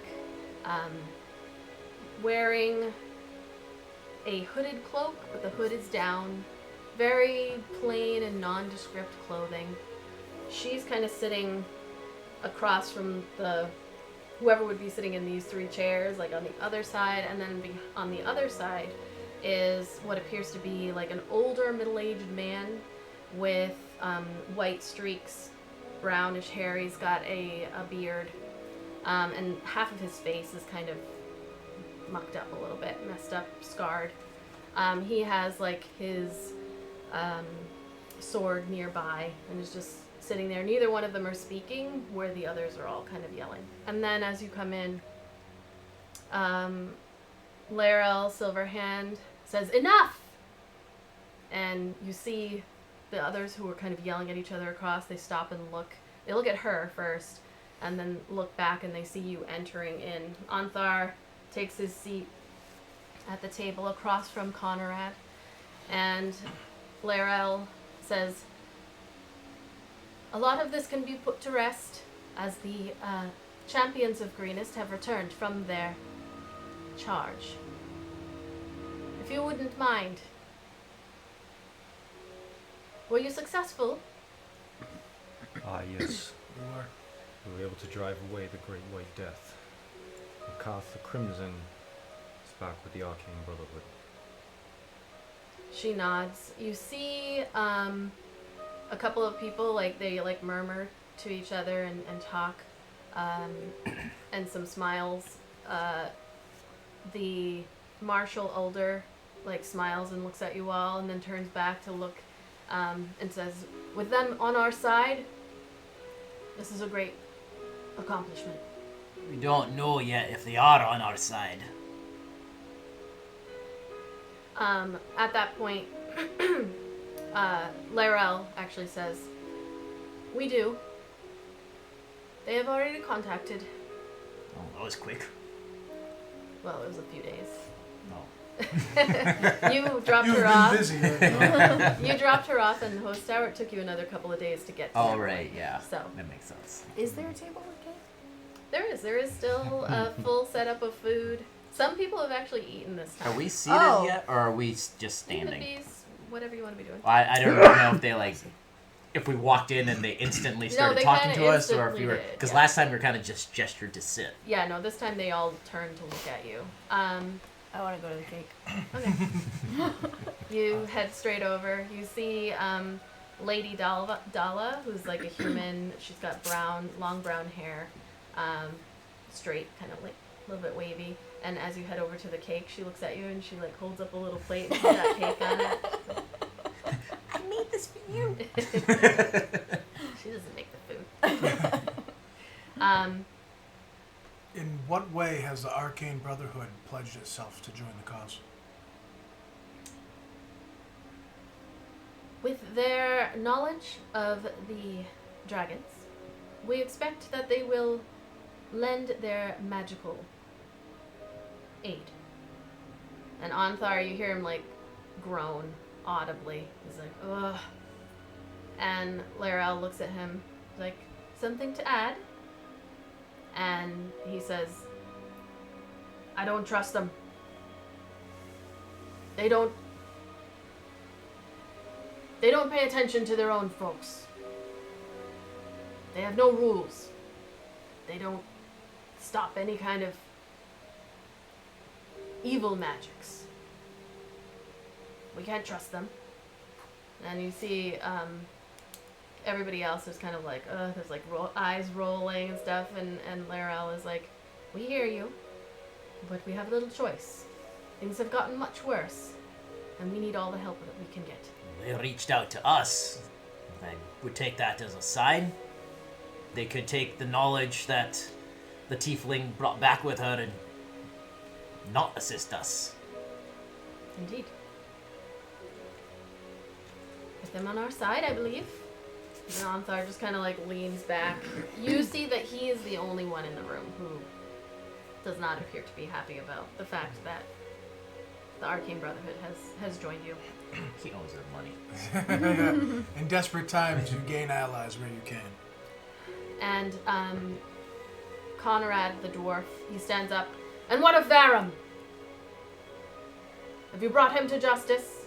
You never came to the council. So This was a long reminder. Oh yeah, that's right. You we went did. to I the thought- Varum thing, and then you went straight to you went home and you told Remy, but you didn't have another meeting in between. We were not able to bring Varum back. Varum is Alive. dead. And that itself is a type of justice. Everyone's gonna shove a big piece of cake in her mouth. Micaiah's Jaw kind of just sitting unhinged. down. So Conrad looks at you all and he says, "How did he die? I would want him to face justice in the halls of the dwarves, not by your hand." He died as. Coward's death Sorry. by his own hand, using that poison that they carry around with them. He will not dine with his ancestors. He sits back down and looks at you. You see Remy stands up and she's like, "I am also disappointed that we were unable to bring him. His knowledge would have been invaluable." Who were we betrayed by? I totally forgot. Like, he was almost gonna be on our side and someone fucking double snatched us. Talus. Okay. Remember, she was the friend of. Yes. Um, But Talus, yeah. Talus, yeah. Okay. You see Tairn Hornblade, the human with the like, he's got like white hair and it kind of goes all the way down into his. He's also got like a little bit of a fro going, and it goes down into his like white bushy beard. You see him. He's sitting next to Remy, and he just kind of leans in, and when she sits down, he's like, you can see him nodding, and he whispers something to her. You see King Malandrak from the Misty Forest looks and says, "Well, I, for one, think it is a wonderful thing. One less person." And Delan, the Emerald Enclave druid ranger, typical, pipes up and says, "I agree. Bringing him here could have given opportunity for an escape or some kind of an attack. It would have just been a target. Better off that he is gone." His knowledge could have been useful, if not for the double cross of that Talus. You see when you say Talus, Remy stands up and looks at Larell. She says, "Talus is the one that I told you about. Allegedly a Zentarum who has flipped to the Cult of the Dragon," and Larell nods. You also see Conrad looks over again at the rest of you, the dwarf, and he says, "You said you drove away the dragon. Did you kill it?" The Great White Death was a coward and will not stand till the end. "All dragons are cowards. Did you give him a good licking?" We think so. "Good. Next time, you'll kill him." He sits down. This is like, go back and finish. You go back to your room and you finish your homework. We'll sit here, we'll wait.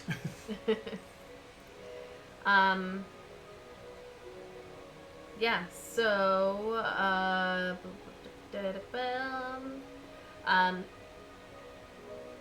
let's see. They kind of look to you, and Larell says, anything else that you would like to share?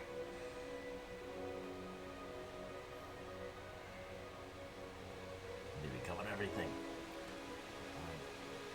McCaff from the Brotherhood, the Arcane Brotherhood, also recovered many different scrolls and books and such. It may be wise to send some people to meet with the Brotherhood, and maybe see if you can obtain information that way. They are likely to share what they want to share. But they did say and confirm that they have quite a bit of knowledge from her time. More knowledge about the Drakehorn. And they were willing to join because she confirmed for them that the Cult of the Dragon is real, has the Drakehorn, and what their plans are. Without her, perhaps they would not have believed, as we have tried reaching out in the past. Seems a step in the right direction. She is more honest than I gave her credit for. Seems so.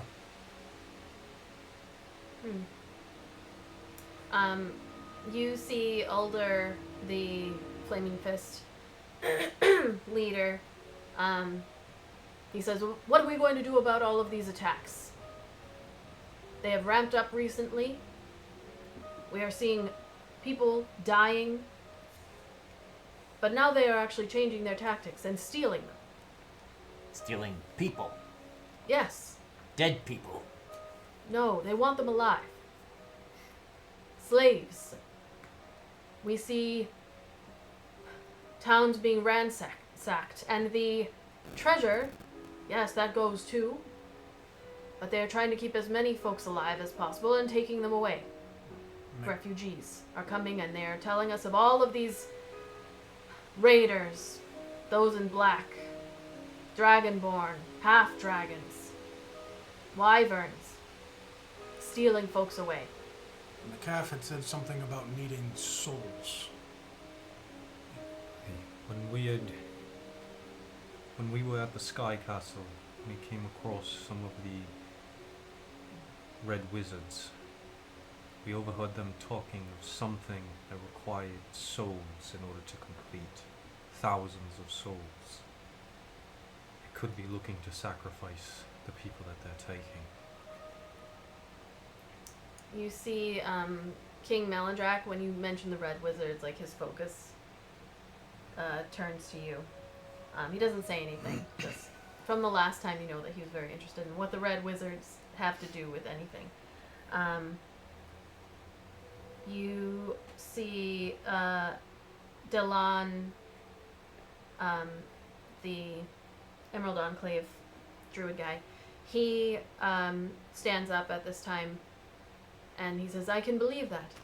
We have seen an increase in attacks, dragon attacks, more specifically, in the Misty Forest. And when he says that, King Malandrak is like, we took care of that. Ever since we have brought in more of our own guards, those attacks have gone down. Nothing to worry about there. Does Zen believe them? As I say, You can roll an insight check. can we all, or just him? Yeah, you It's a can. 9.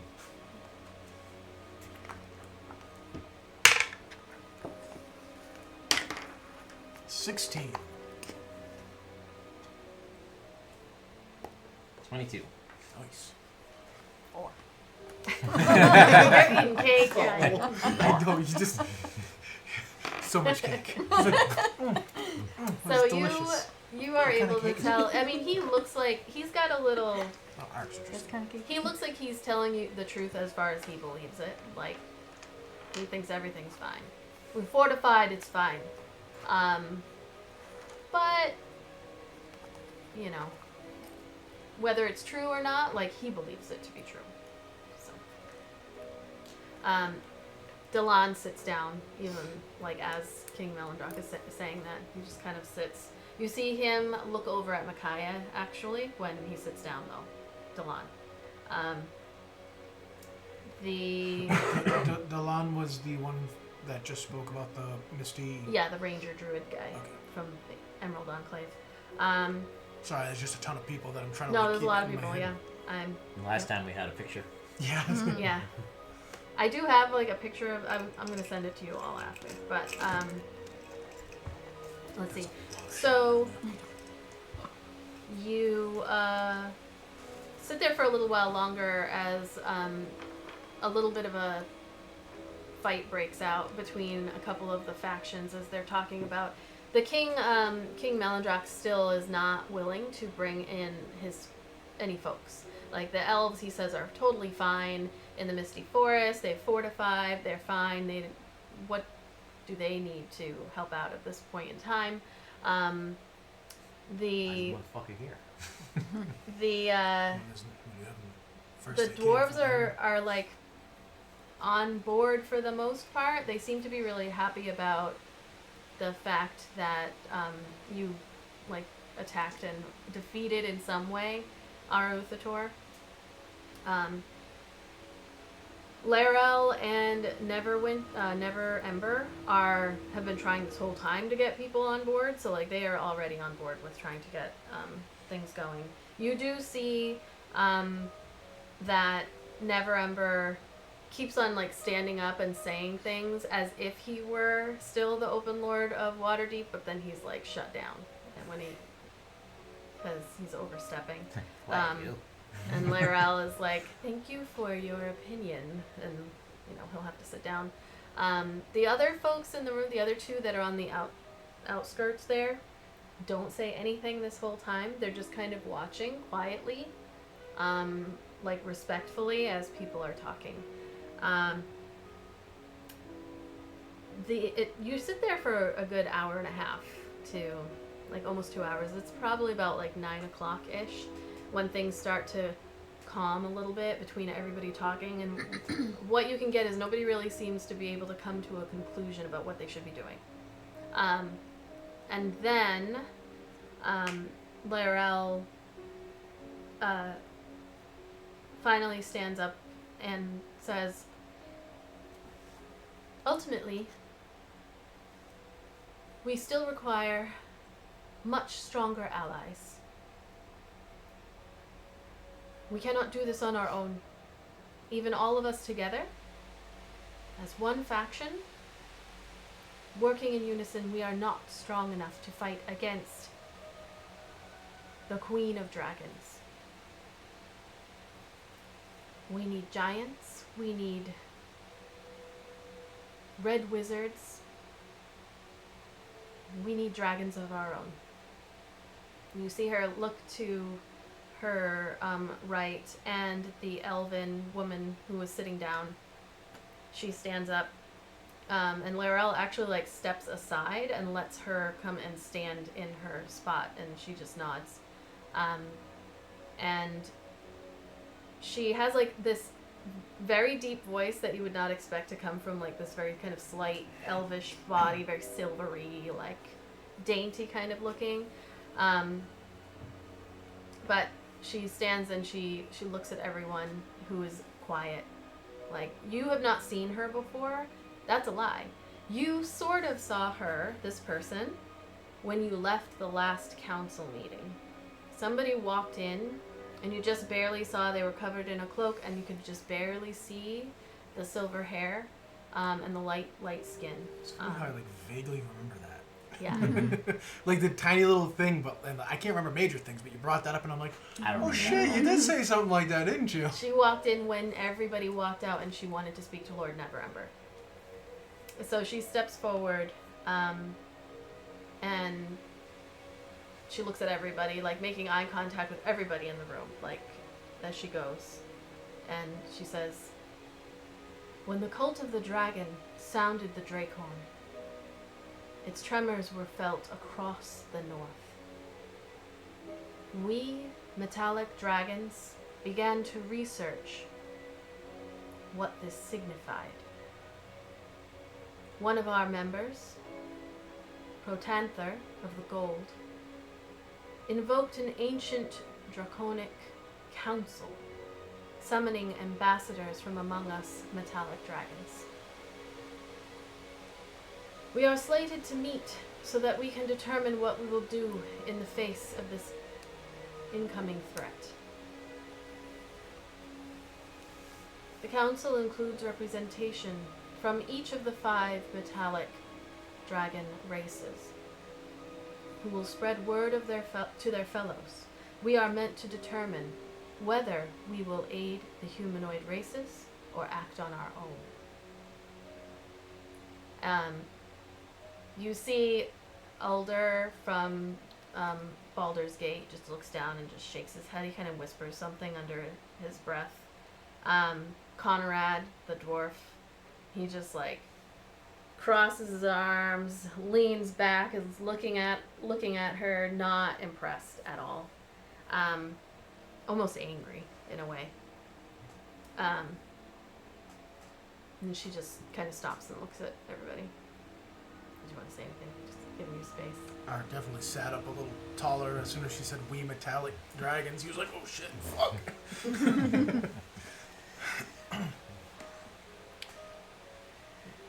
You don't have to. Ernat's kind of like,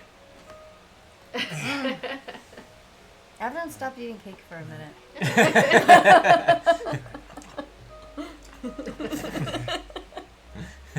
Is there any discernible feelings amongst your kind about this so far? There are many feelings, but they are varied. And you see Larell, who is now standing behind the woman. She says, Elia, I think we would like to send someone to go speak with your council, to help convince all of you that we are worth aiding. I fear we cannot do it alone. I fear that you cannot do it alone. And you see Elia, she nods her head.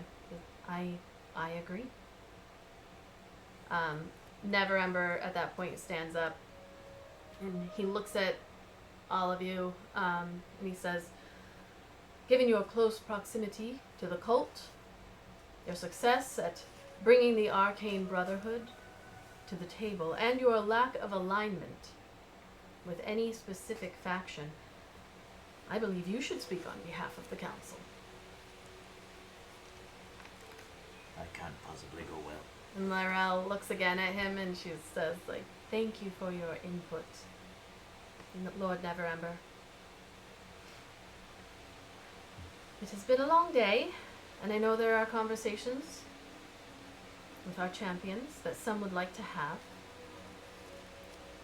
Let us return to this discussion in an hour. And people just kind of nod a little bit. And you see, like, at least one per, like, Taryn, who's probably the oldest person in the room, is just like, oh. More of these business meetings. Politics. There. Couldn't we have done this over a scrying circle? It's like 10 o'clock. I need to sleep. Yeah. So people begin to get up. It's like I'm probably the only person who knows what this is like. The awkward, like, after board meeting shit where people get up and then it's like, we're all still But here and people no are one like wants laughing. to be the first one out and- the door. Yeah, like you start talking about your kids and shit after you were just yelling at each other across the table about whatever. It's very strange. So, Awkward. yeah, that all starts to happen. Usually the person that walk out. Guess that's why they didn't like me at that place. I didn't small talk. People start to, like, eat and whatnot. Almost, like, immediately, you see Dylan from the Emerald Enclave. He walks over to Micaiah and he, like, gently, like, puts his hand, kind of the, like, can we speak, kind of, like, leans in, and she, of course. And they go over to a corner where you see them talking. Never Ember, actually Romalia comes over to you and says, "So sorry for you to have to come in at such a tense time. However, I'm very, very glad to see you all. When we heard from the Arcane Brotherhood, I knew that you had been successful, but I was not sure how successful. Laurel and I have shared information. So, what happened?" Well, it seems as though the Great White Death had taken a local tribe of fishermen and Louder, man. traders. Sorry, fishermen and traders, and basically were using them as slaves to whatever their means were. But once we were able to successfully convince members inside of the tribe to help us, they led us into the dragon's lair. There were many, many things that happened, but we were able to drive them away. If we could have made it final, we would have. But they had no plan on dying that day. Yes, the Old White Death. Well, it's been around for centuries, and can't be around for centuries if you let yourself be killed.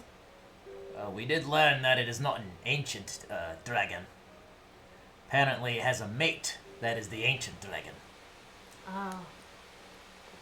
An insane mate. This would be Arvea Therese. I can't Yes, pronounce she dragon is. names. She is an interesting one. Well, as you would have seen, we have our own draconic guest. She gestures over, and you can see Elia is chatting with Laurel at the moment. Who's you just talk about the other guy who was there too, the one with the sword? Did he come up yet? He's just been sitting, like he's gone over to the food table and is I just like, didn't know if he was one of the names that you had said, because there's a sea of names. No, I keep no. track in my head, okay. That's it. And who was the other fellow? The one sitting not too far from her. He's it's an interesting. His name is Valgard, and he's from an order that we're not overly familiar with, but he has joined as a representative of them. We have also heard from the Zentarum, and believe that they will be sending someone soon. We are beginning to make waves in a positive way, and have people joining in to help us. That's good. The more people we can get to our cause, the less that the cult can try and tempt. But we need to stay vigilant. Agreed. These dragon attacks that were spoken of during the meeting, are they localized in any particular area? Widespread? All across the north, all across the Sword Coast, the dragon attacks have become more frequent. As far as we are aware, I believe the Well of Dragons has come up before. You heard that phrase? The Well of Dragons. Did we hear that on the castle? For some reason it sounds vaguely familiar. It sounds familiar. That is where we believe they are gathering. It is in the Great Peak Mountains. So the attacks are frequent. They've finally gotten people's attention, which this is not the way that I had hoped, as people continue to die and be stolen, and it is unfortunate. But it has served to bring some folks to the table, and she looks over at Alder from the Baldur's Gate folks. She also looks over at Conrad, the dwarf, and he's sitting there and he's just kind of looking at Elia still. Just How like, we do. and Ramalia is like, the dwarves we're right there with the dwarves. They're very complicated folk. I Hold see. grudges. Turns and looks at They can be a bit stubborn. She speaks at no times. lies. Yes, very, very stubborn folk. But Yes, the perhaps- older ones, I would say. Perhaps someone who may understand them could talk to them. He's clearly speaking about me, old man. Well, if you think you can talk to him, then go ahead. But the dwarves and the dragons have a complicated past. Dwarves have been, unfortunately, well known for dragon hunting, not necessarily caring whether those dragons are metallic or chromatic. That will complicate things. Dragon lair delving and stealing treasures, and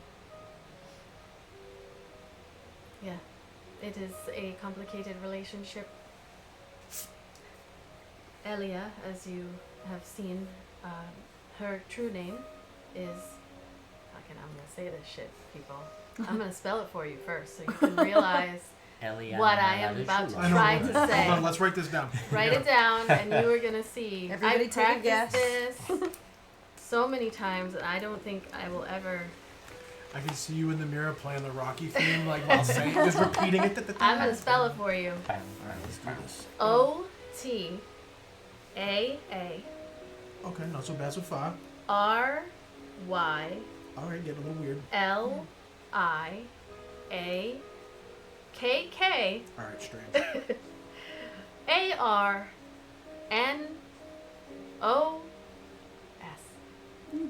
Oh, that's easy. That's the sound you make when you put a whole fistful of marbles in your mouth and you're choking. I was gonna say that's the sound you make when you're peeing and then have to sneeze, but you're really trying hard not to. So it doesn't hurt. Oh no! You're like, So she says, blow your bladder out of your Elia, body. for your knowledge, as when should she reveal herself in her metallic dragon form, her true name is Otari Liakarnos. Otari Liakarnos. Got it. Otari Liakarnos. Is that gonna be on the quiz? Yeah. Quiz later. I don't know that she would necessarily mind if you called her Elia, but just for your knowledge and Eric gets a little sad when he says it, when he repeats it and notices that the word Leah is in there. He goes, oh, that's my woman's name. I know Lord Istival over there, the human man who has one missing leg, and he uses a cane, and he's got like a prosthetic leg. She says, I know that he has stated in the past, over these past couple of days, that Cormir will lend aid, but only if there is unity. So it is imperative that we get everybody on the same side here. What of the king, Melindrak. Melindrak? He says something about fortifying his lands of some kind. There's no fortifying against airborne dragons. So his, again, another very stubborn folk, and she's speaking quietly in this room. He believes, because they are protected by the Misty Forest, that skyward attacks will be less impactful. But were you aware of your companion, Vidania? She left you all. It had been my understanding that you arranged with her for her to do so. She had left without our knowledge. Well, we sent her along with another band of, adventurers, really, by the name of Anna's Revenge. That's what they called themselves. Months back. And we have lost contact with them. They were sent to try and help King Melandrak's forces. I believe they may have been successful in some way. As he said, the attacks have started to wane. However, I personally believe that that is short-lived. Has there been word from Vidania in particular? I'm sure we're all eager to hear how she is. We had heard from Anna, who is the leader of that group. Anna Elmiel.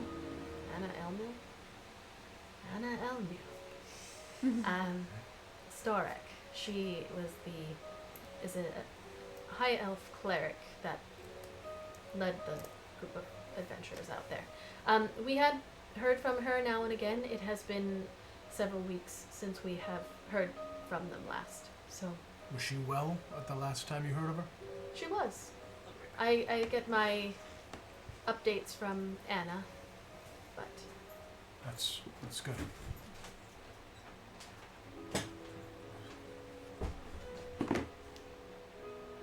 however, The look on your face. no, I'm just some message I missed. Yes, however, he is a little bit. Vidania's doing good. He's a, Yeah, I'm sure she'll great. he's headstrong as well, and has refused to lend aid up to this point. Melandrak, you know? Yes, the elves, we do not have their support up to now. To your thoughts on him, is there any other reason than he actually believes that they are safe? Or do you think he's getting bad information? Sorry. Do you think he may be getting bad information, or is there a chance he is not loyal to his people anymore? I believe that there is a complication. When you first arrived, you presented us with some documentation, including a letter written by Severin to Resmir. And she gets quiet when she says this in particular because it's a big room, but still. It's got a big high ceiling. And words carry. In that letter, it mentioned Valanthe, who Vidania expressed was her sister, and that Valanthe was being sent to work with a Nerenvain, the green worm speaker. Melandrak was very upset when that was brought up, wasn't he? He seemed to react. He has stated before that his youngest son died, and that one's name was Nerenvain. Trying to pull that from like almost 2 years ago. In my mind, I'm fucking, the wheels are spinning. I'm like trying to remember names and shit. Yes, I believe that he believes his son is dead, but the proximity, he has been difficult to work with since that came up. And then when Vidania brought it up again and asked to go, he was not overly happy. But nothing has come from it. We have not heard of a Nerenvain, seen one since. This may sound like a foolish question, but is it not is it an uncommon name for the people? It's not a unique name that no one else could have. I ask because speaking of Vidania, we've come across another Vidania. Mm-hmm. Remember that? And Vidania was like, "That's my name." I think you were talking about her sister for a second. No, that's what I think. So we crossed across another So- Vidania. Is there anything you think we can do to help convince him to join our cause? That I do not know. I had hoped that Vidania would be successful with Anna's revenge and have something to report to us, but as mentioned, we have not heard from her. And actually, at this point, you see Micaiah and Delan come walking over to your group. Delan and Remy, they just like nod at each other. And Micaiah like steps in front of you all and is like, well, I was chatting here with Delan from Emerald Enclave, and it looks like they need our help. He's telling me that they haven't heard from Vidania in a while, and asked if I would be willing to go with a group and go try to find her. When do we leave? So when you say that, Remy actually is like, hold, Micaiah. And then she looks at Delan, and he's like, Remy, it is not just that their companion is missing. King Melindrak. And he just like shakes his head, and Remy like is like, I know. And he says, well, Micaiah says, there are dragons out there. Now I can go find Vidania, and I can, you know, I've got this thing I've got to do. I've got to get dragons, and this will be the perfect opportunity. I can go find Vidania, I can connect with her, and I can take care of some dragons too. And I'd be going with a bunch of people, and everything will be good. And Remy looks at her, at Micaiah, but then looks at all of you, and she says, Lord Neverember just said that you all would be speaking on our behalf at the Council of the Metallic Dragons. We would not be able to have you all go.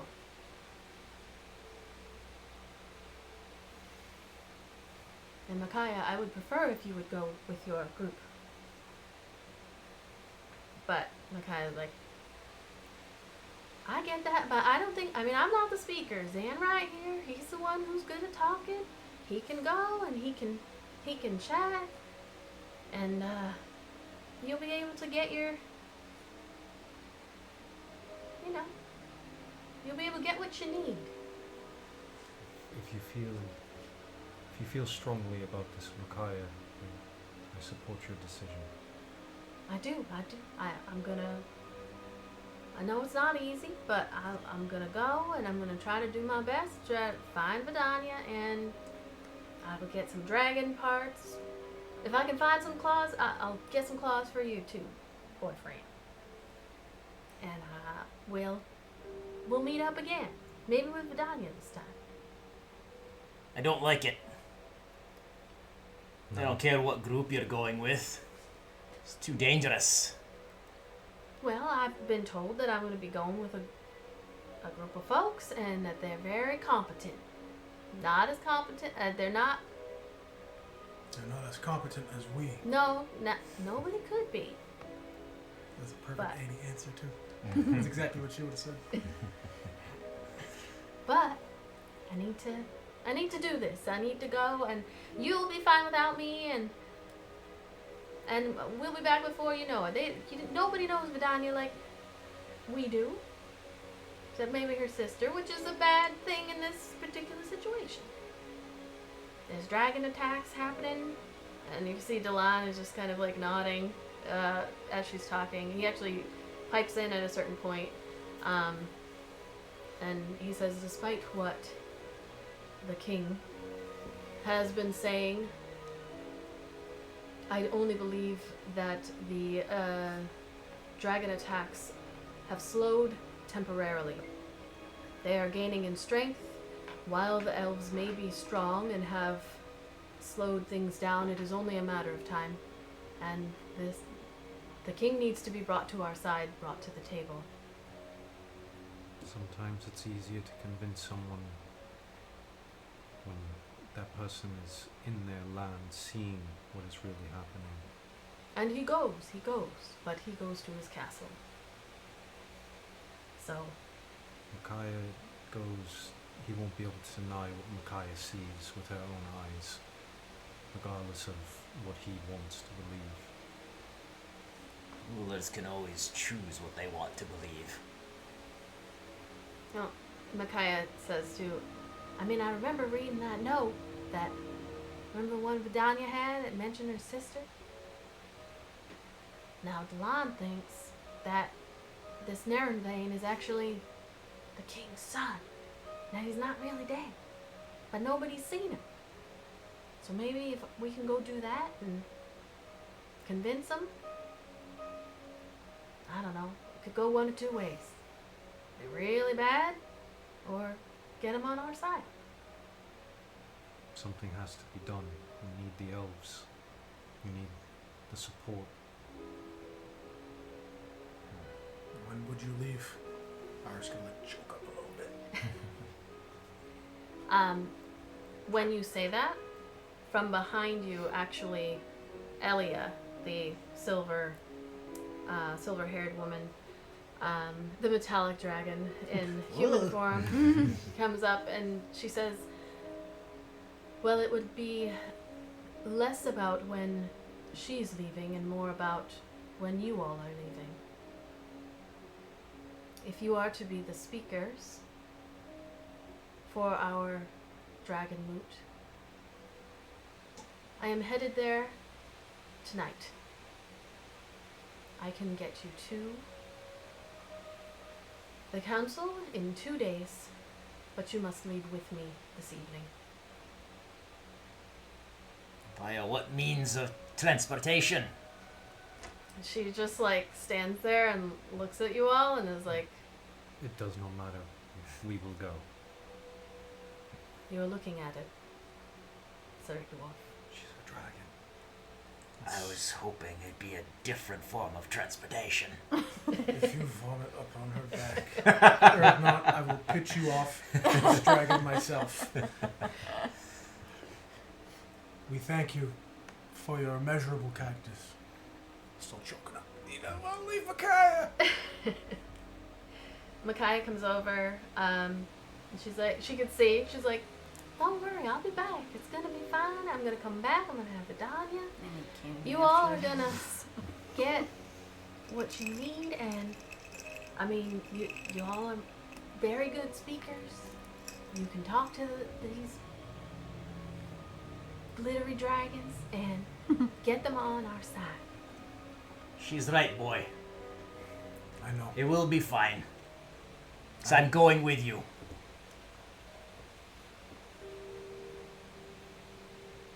You see Micaiah looks over, she's like, Erdy. That is not a request or up for negotiation. You don't need to do that, but Erdy, I'm gonna be fine. They told me about this group I'm going with. Aye, you will be fine. You will be fine now. And also, there's a feeling, this compulsion. I'm supposed to do this. You see Remy just kind of like looks over at Zan a little bit, like, But not.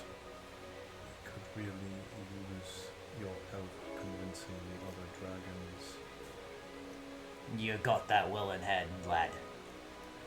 You okay. don't. Oh, go ahead. You don't need my slip of the tongue when it comes to convincing. Is the dragon lady around us? She's right next to you.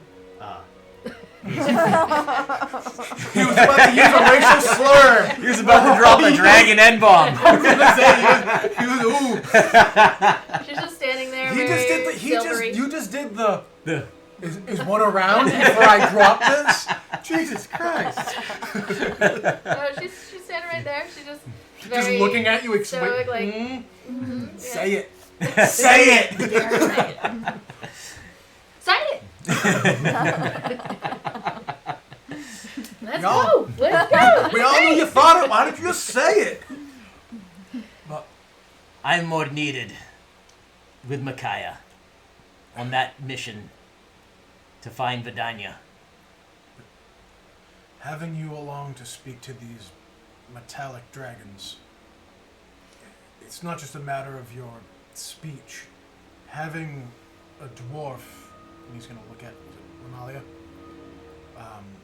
you had said that the dragon, that dwarves and dragons don't exactly get along, but having you along, maybe can. You'll be representing all of your kind. Exactly. For the whole world. Or bringing me along would be a very bad idea. Though, it's more of the mountain cousins of mine that have a history of raiding dragon lairs. I am no, pardons, milady. No saint when it comes to dragons myself. I could be a liability there. Very few dwarves are. She looks at you. Elia, the dragon. I mean, we can't physically stop you from going and doing as you wish. Same with Micaiah, much as it hurts to say. The choice is yours, but we do need you. Oh, we're all still working towards the same goals. We will meet back up here when it is all done. And move on to the next phase in this. Zan, make an insight check. Is anybody proficient in insight? Besides? Definitely. It's a 7. Can we make them anyways?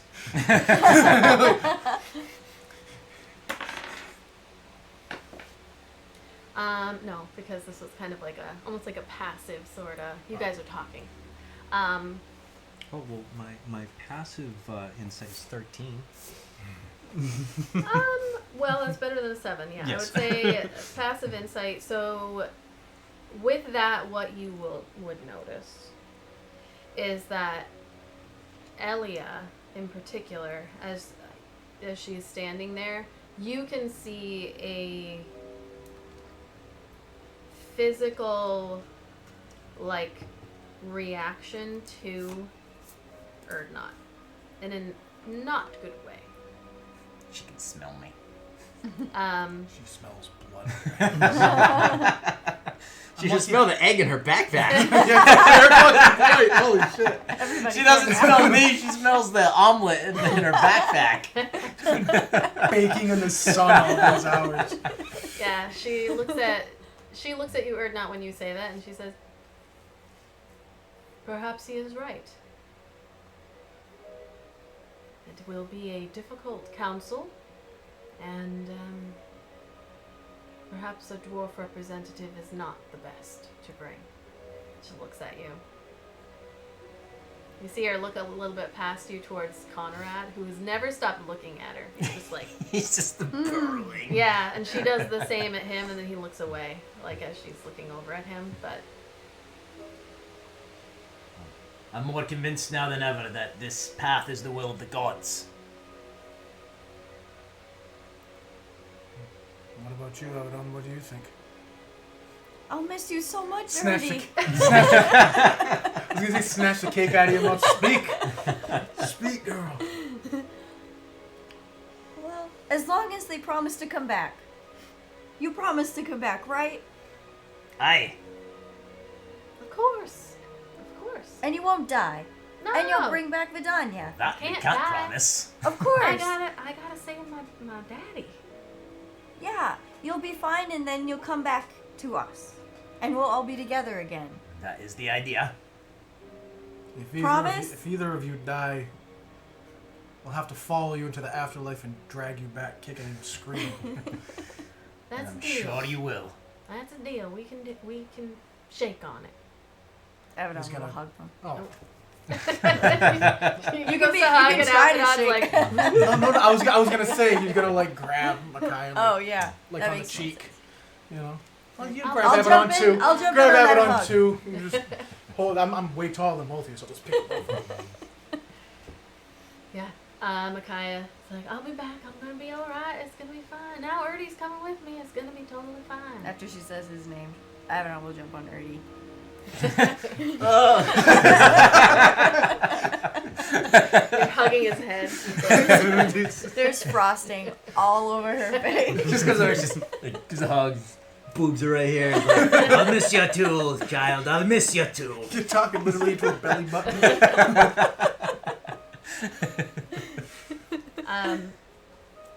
Yeah, so Delan, at that point, he says, well, not that, you have to leave right now, but they're going to be leaving, so we should probably,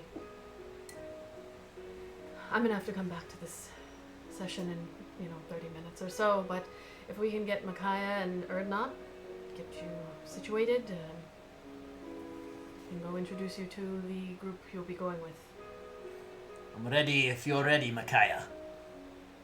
Yep, Micaiah looks at everybody. Like, well, I appreciate that you're coming with me. Be perfectly honest, this will be good. It's something I need to do, but I'm glad you'll be with me. Give him hell. Alright, let's go. Erdnot nods at everybody. And Safe- follows Micaiah. Safe journeys, friend.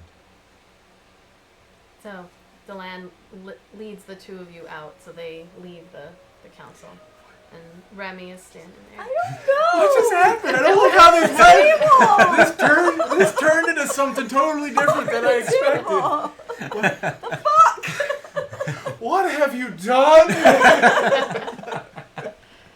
So, Remy looks at all of you, the rest of you. You didn't know that she's kicking me out, and I'm I mean, we're gonna lose our babysitting, so. I thought you'd be like, Mommy and Daddy are getting divorced. Daddy's gonna be sleeping in another place for a while, so he won't be able to play with us. And we're all like, whoa. So as she is standing there, Elia, the dragon, she says, I don't see that there's any need for me to remain while you continue with your discussions. As she's speaking to Remy.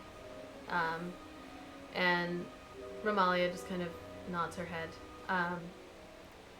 And Elia turns and she looks over and then gestures to the other individual who was in the room.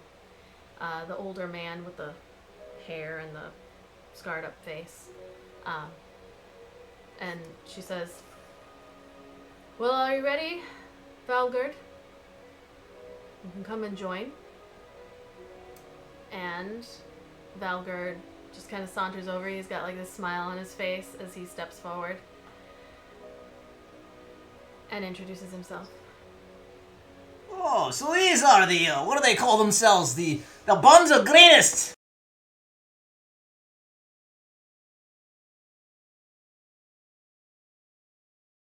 Come here. A pleasure to meet you all. Nice to meet you, Cormier. That's where I'm from. Vomit? sorry, What was your name? Vomit?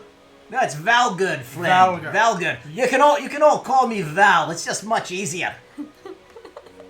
Pleasure to meet you, Val. You too, half-elf boy. I like your sword.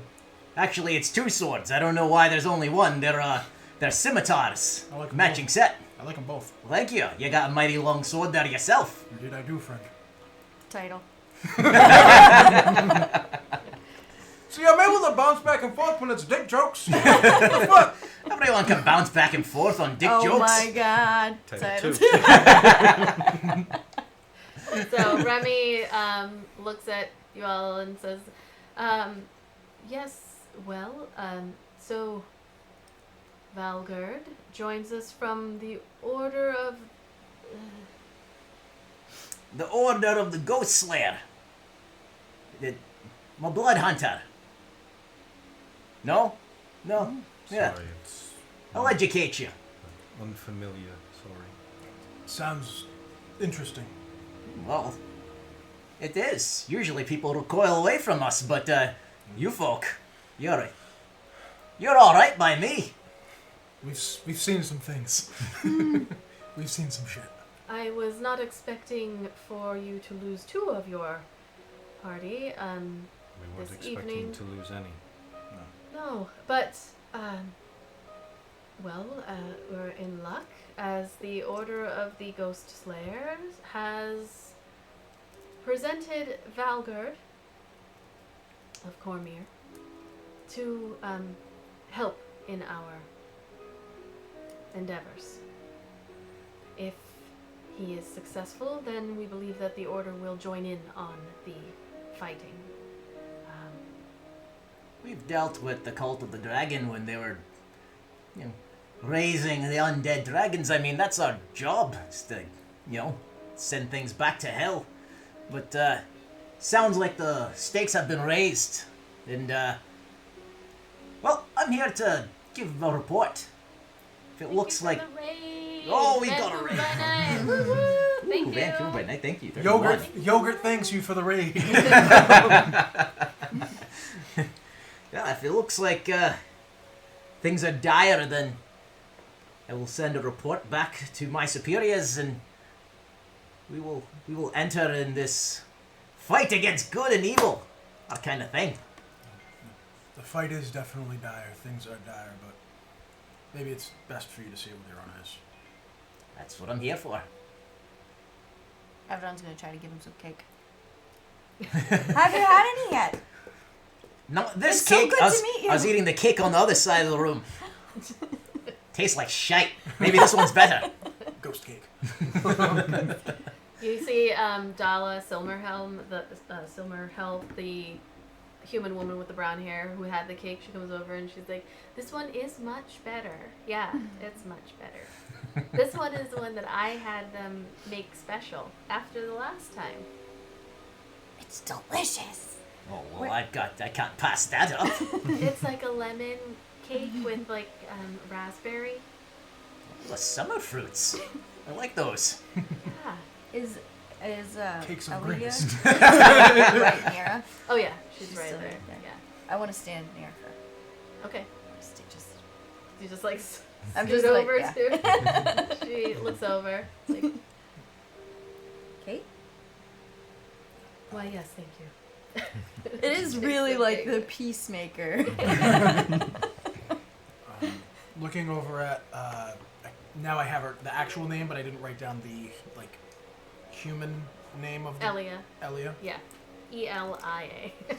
Much shorter and easier. And the fucked up thing is that you said EL and then what was it? IA. IA. Thanks. I wrote down all of the other ones and then actually wrote it down phonetically so I'd be able to actually say it. Couldn't remember a 4-letter fucking word. Like only 4-letter word I forgot. Elia. Do we have time to perhaps hit up our residence and maybe drop some things off quickly and we can leave tonight, as you have said? You do not. I am leaving immediately. Okay, never mind. You And leave whenever you're ready. Indeed. I will. Oh, this will be fun. Of all the things I've written, it's never been a dragon. You don't throw up on air rides, do you? Oh no, I love those griffins. Those flighty, flecky, fluffy, flanky bastards. They're so fun. I like them already, Zen. Zan will look towards Elia and Draconic say, "We're at your leash." I And understood that. she replies, "Thank you. We will be off. Gather your things now and meet me in the courtyard." She heads back over to speak to Larell Silverhand. And Remy looks at you and is like, "Well, good luck with this. This is incredibly important. Incredibly important. For the metallic dragons must join us. The only way that they will is if they all agree. We will not get partial.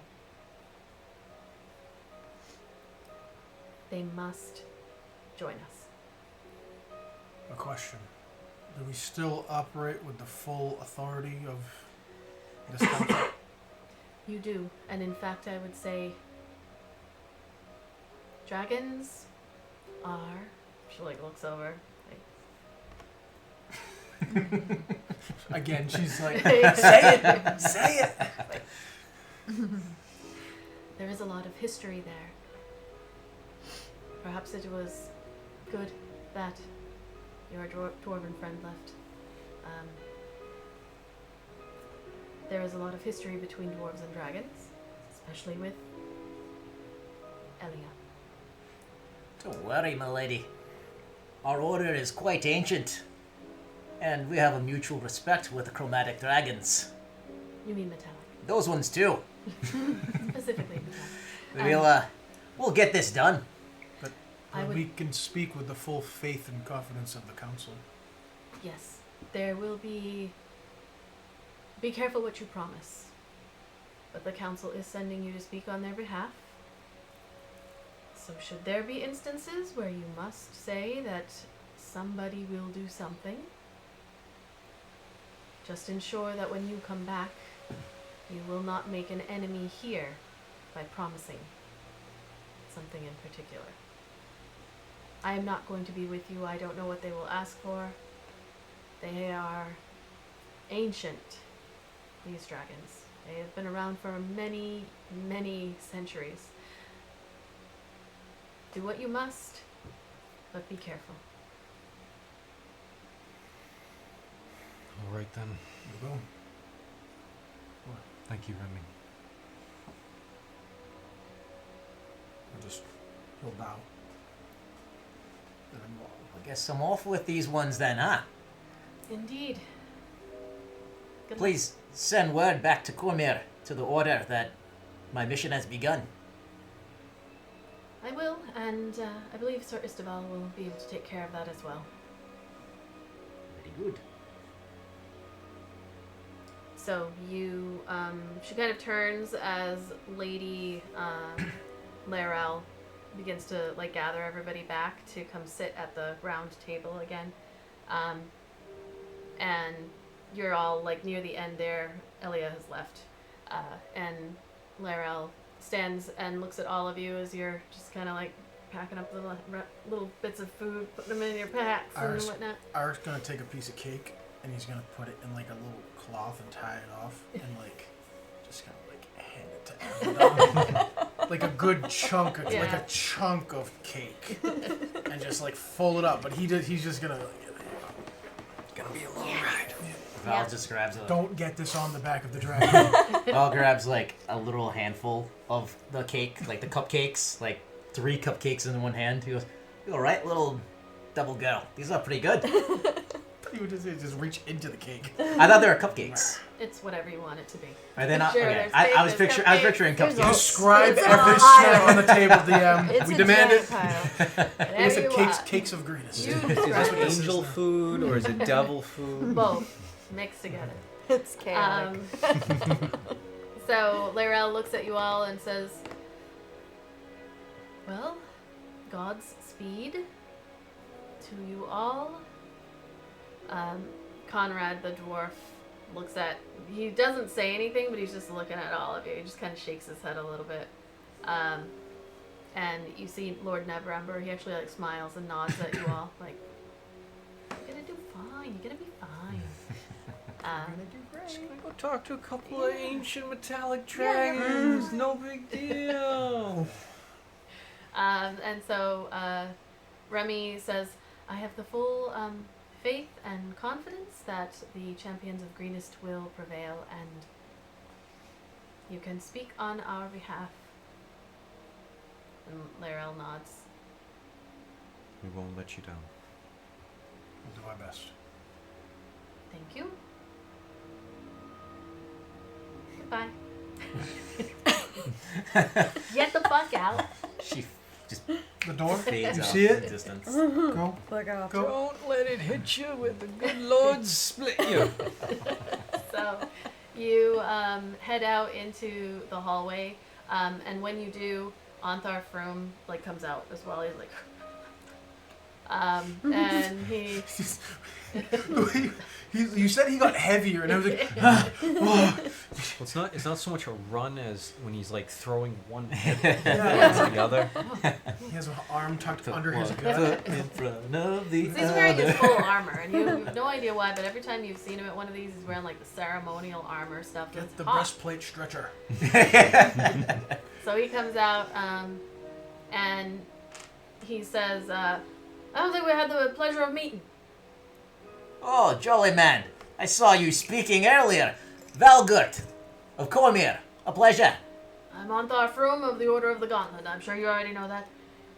Have you met my new friends? I have, indeed. Interesting bunch. They're a couple of less. They went off to help the Emerald Enclave. I saw the lad speaking. Well, just be careful. Dragons. How far are we from our, like, apartment? Or the thing that Your we've been house. renting? Yeah. A good Really 30 far? to 45 minute walk, yeah. Okay. The dragon said no. Yeah, she said no. She Everyone said tries you to go now. sneak. The dragon Huh? said no. She said no thanks? She said you can go now. Okay. Yeah, he's like, just be careful. We'll keep things going here. We'll keep the lights on. All right, good luck. Try to hold all of them together. Do what you can. That's not my strong suit, but Sometimes we have to do things that we're not best at. yeah, You're strong enough. And he's gonna that's like, right. he's gonna like, do like the smack on the shoulder type thing. Yeah, you're stronger. Fast monk. We can see. Keep it up. We've got the gains. Yeah. All right. Well, I gotta go back. Go back in there. So he turns around and goes back in. Good luck to you. You too. So then closes the door. Struggling to breathe in his ceremonial armor. It's all this muscle. It's hard to feed with oxygen. Uh, Above the table, quick question. Yep. Was Baldur's Gate the one that had that dragon shield, or was it? It's Waterdeep, where you're at now. Thank you. Yeah. Oh, I'm sorry. Yeah, it was Waterdeep. Okay. Because I want to ask the dragon when we're writing about that. Sure. We're following her right now, right? Yeah. So you exit the Castle Waterdeep and head out into like the open courtyard where people like come and meet, and Elia is standing there.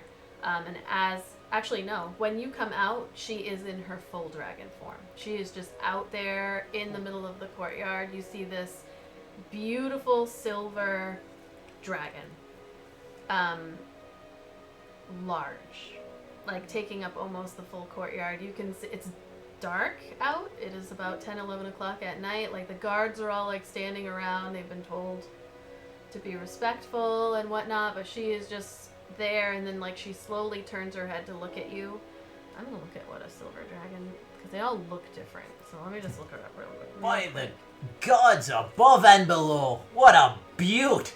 That is a sight you only see once in a lifetime. Maybe twice. Yes. Or 4 or 5 times if you're an elf.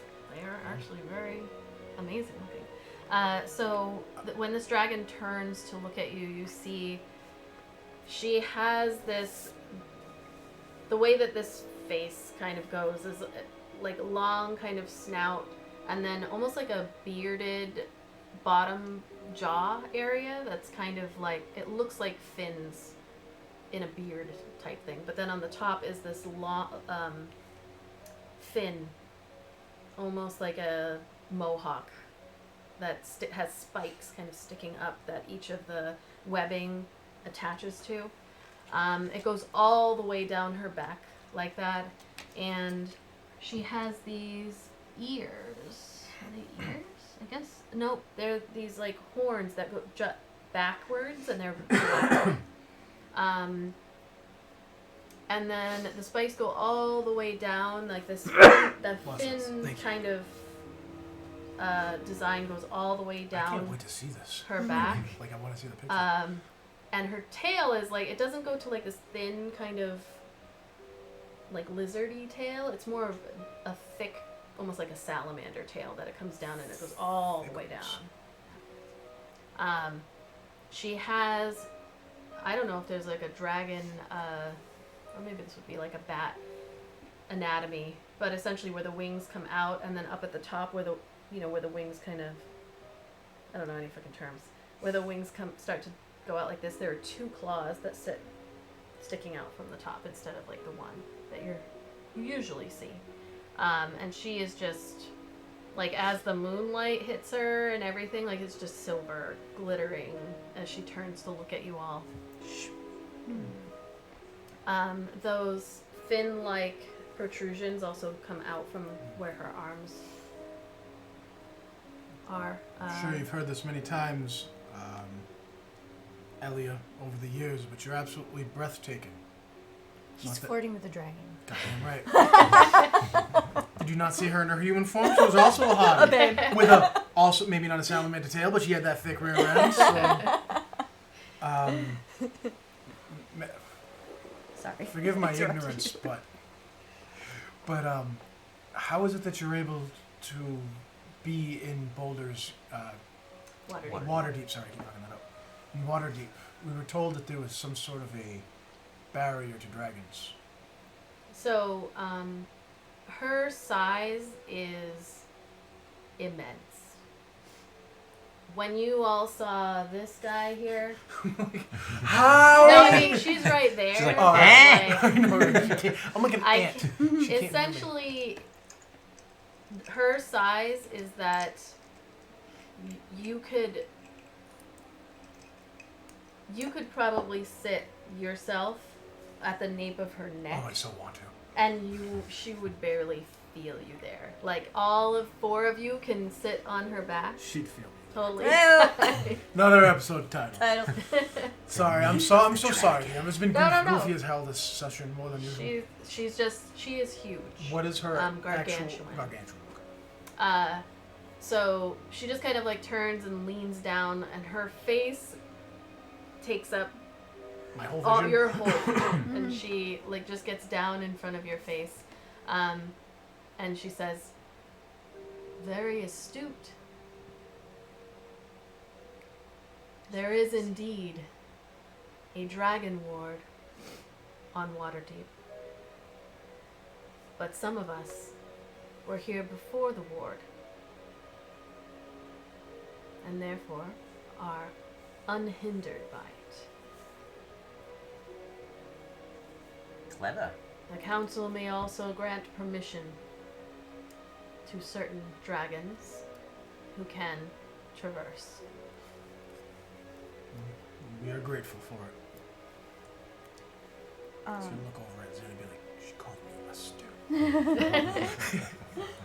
While Zan's just kind of like low, like You're in! well, we've kind of been like walking through to get to the courtyard and everything. Shit, I'm gonna have diabetes. Can Abaddon have been looking for a place? She wants to stash the backpack. In the bushes. While So- you're in the castle, or no? Both. If there are places. could always ask someone with a giant bag of Oh, holding. I forgot you have that. I don't know how Oh, to you put could the just smelly go- egg in the bag of holding. Make Get all over a everything. make an Flush it in the toilet. make a perception check, Okay. and I'm going to. It's like, make- where's Abaddon? Oh, she went to the loo. And she's in there like trying to shove it down into the toilet. She's like doing a river dance over the wall, like fit.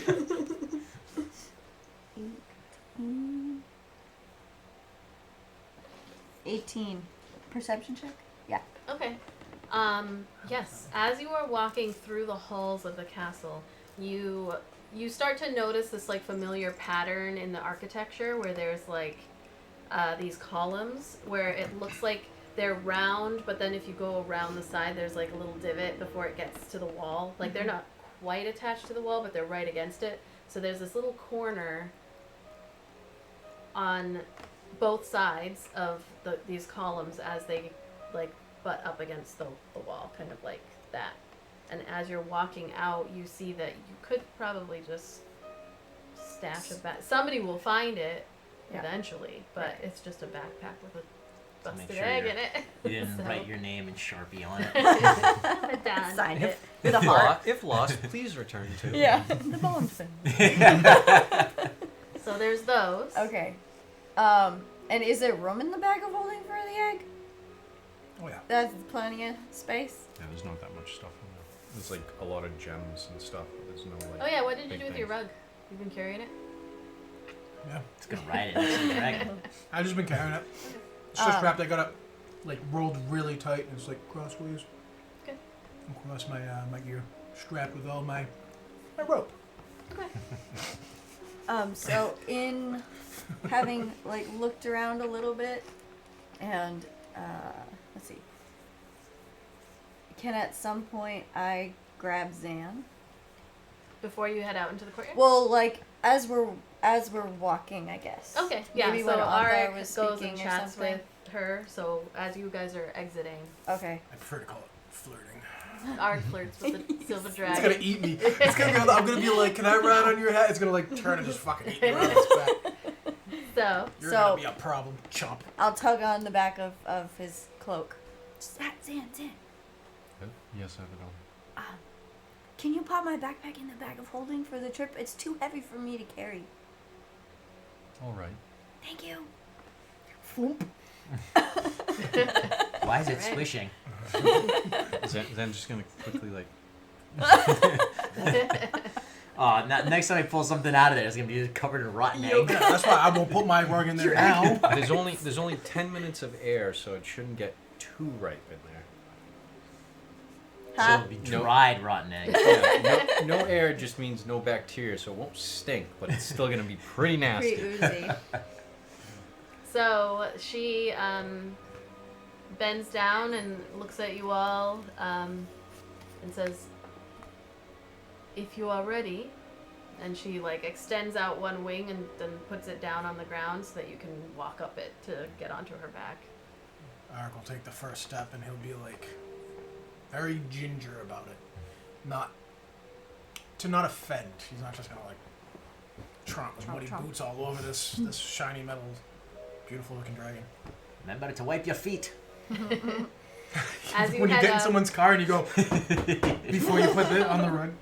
she like kind of turns her, she's got a long neck, she just turns her head a little bit to the around to look at you, not all the way, but she was like, "You're going to want to hold on. I will do my best not to drop you. If you fall, yell loudly and understand the skies are dangerous, especially now.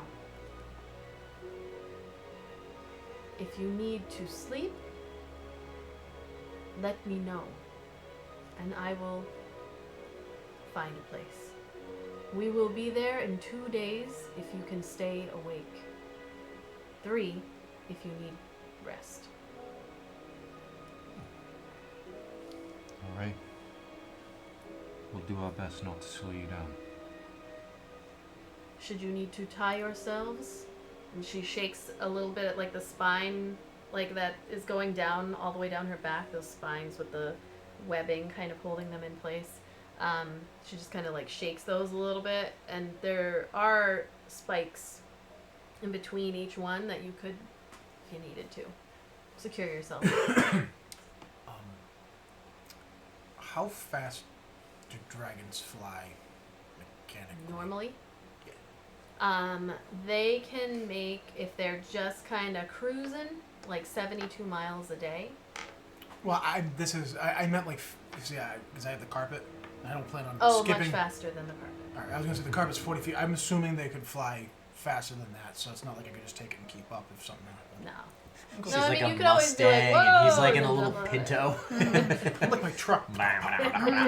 Tie the carpet and just put it into like hover mode. Right. Just like you're surfing Like on a behind sled. the dragon. Oh, like a Hey. fucking sled that's being dragged behind. Like that time we were on the lake, on the freaking thing when we went launching. And because a sandbar. Kat did this to me. Nope. Yep. Arik, it's gonna be you.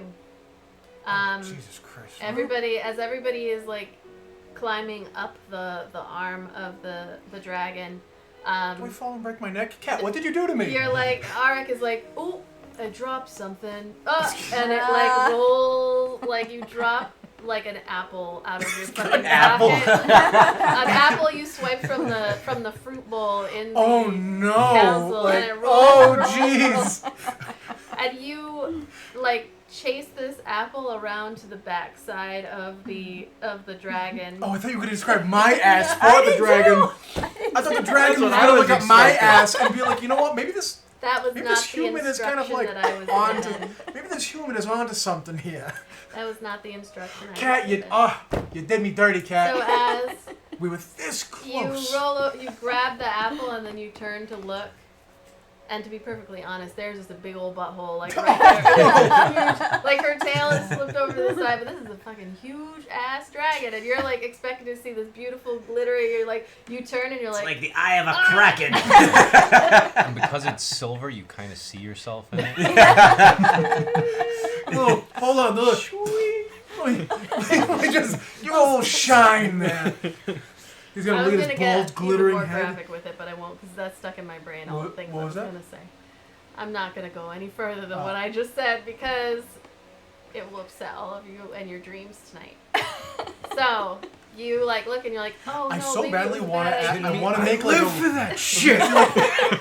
I want to make like a roll, but I don't know what one for. Like, how does Arik feel about Am this? I turned on right I now? know, like, what do I roll? Can I roll for that? Like, is Hey, Art you gonna let me start know. flirting with the dragon? Like, You walk away unsure of what to think or how to feel, but that's a big Arcs in tail love. and arsehole, yeah. What'd you say? Arcs in love. Oh, I heard arsehole. Arik's like, that's just. I can't perform. I can't perform that. I'm sorry. I'm not enough man for I you. don't- You head up the wing and you all settle in. And again, she just warns you one more time. Like, ready? Arik is gonna take a moment, and he's gonna take another rope, and he's gonna tie himself. to Okay. it. Yeah, Zan- everyone. Zan You're all has- like securing yeah, yourself. If we can't, like, I'll have 50 feet of rope. I'll go in front. I'll tie myself right to a spine, and if Yeah. we want, like, take the Daisy rope, chain, like, you tie yourself to it, and then whoever, you know what I'm saying? yeah, Whoever, like tie it whatever. to one and then I to have 50 yourself. feet of rope, so it's gonna be plenty of. I think we all have rope. Yeah. So you secure I know. yourselves and I like wanna be hold tied to on. Eric. I have like 200. Yours is What was expensive. that? So I want to be tied to Eric. The big guy. Right here on my lap, like wee. No, I've got like 200 feet of rope though. And as you tie yourselves to her and she says, you know, ready, and you're like, yeah, ready.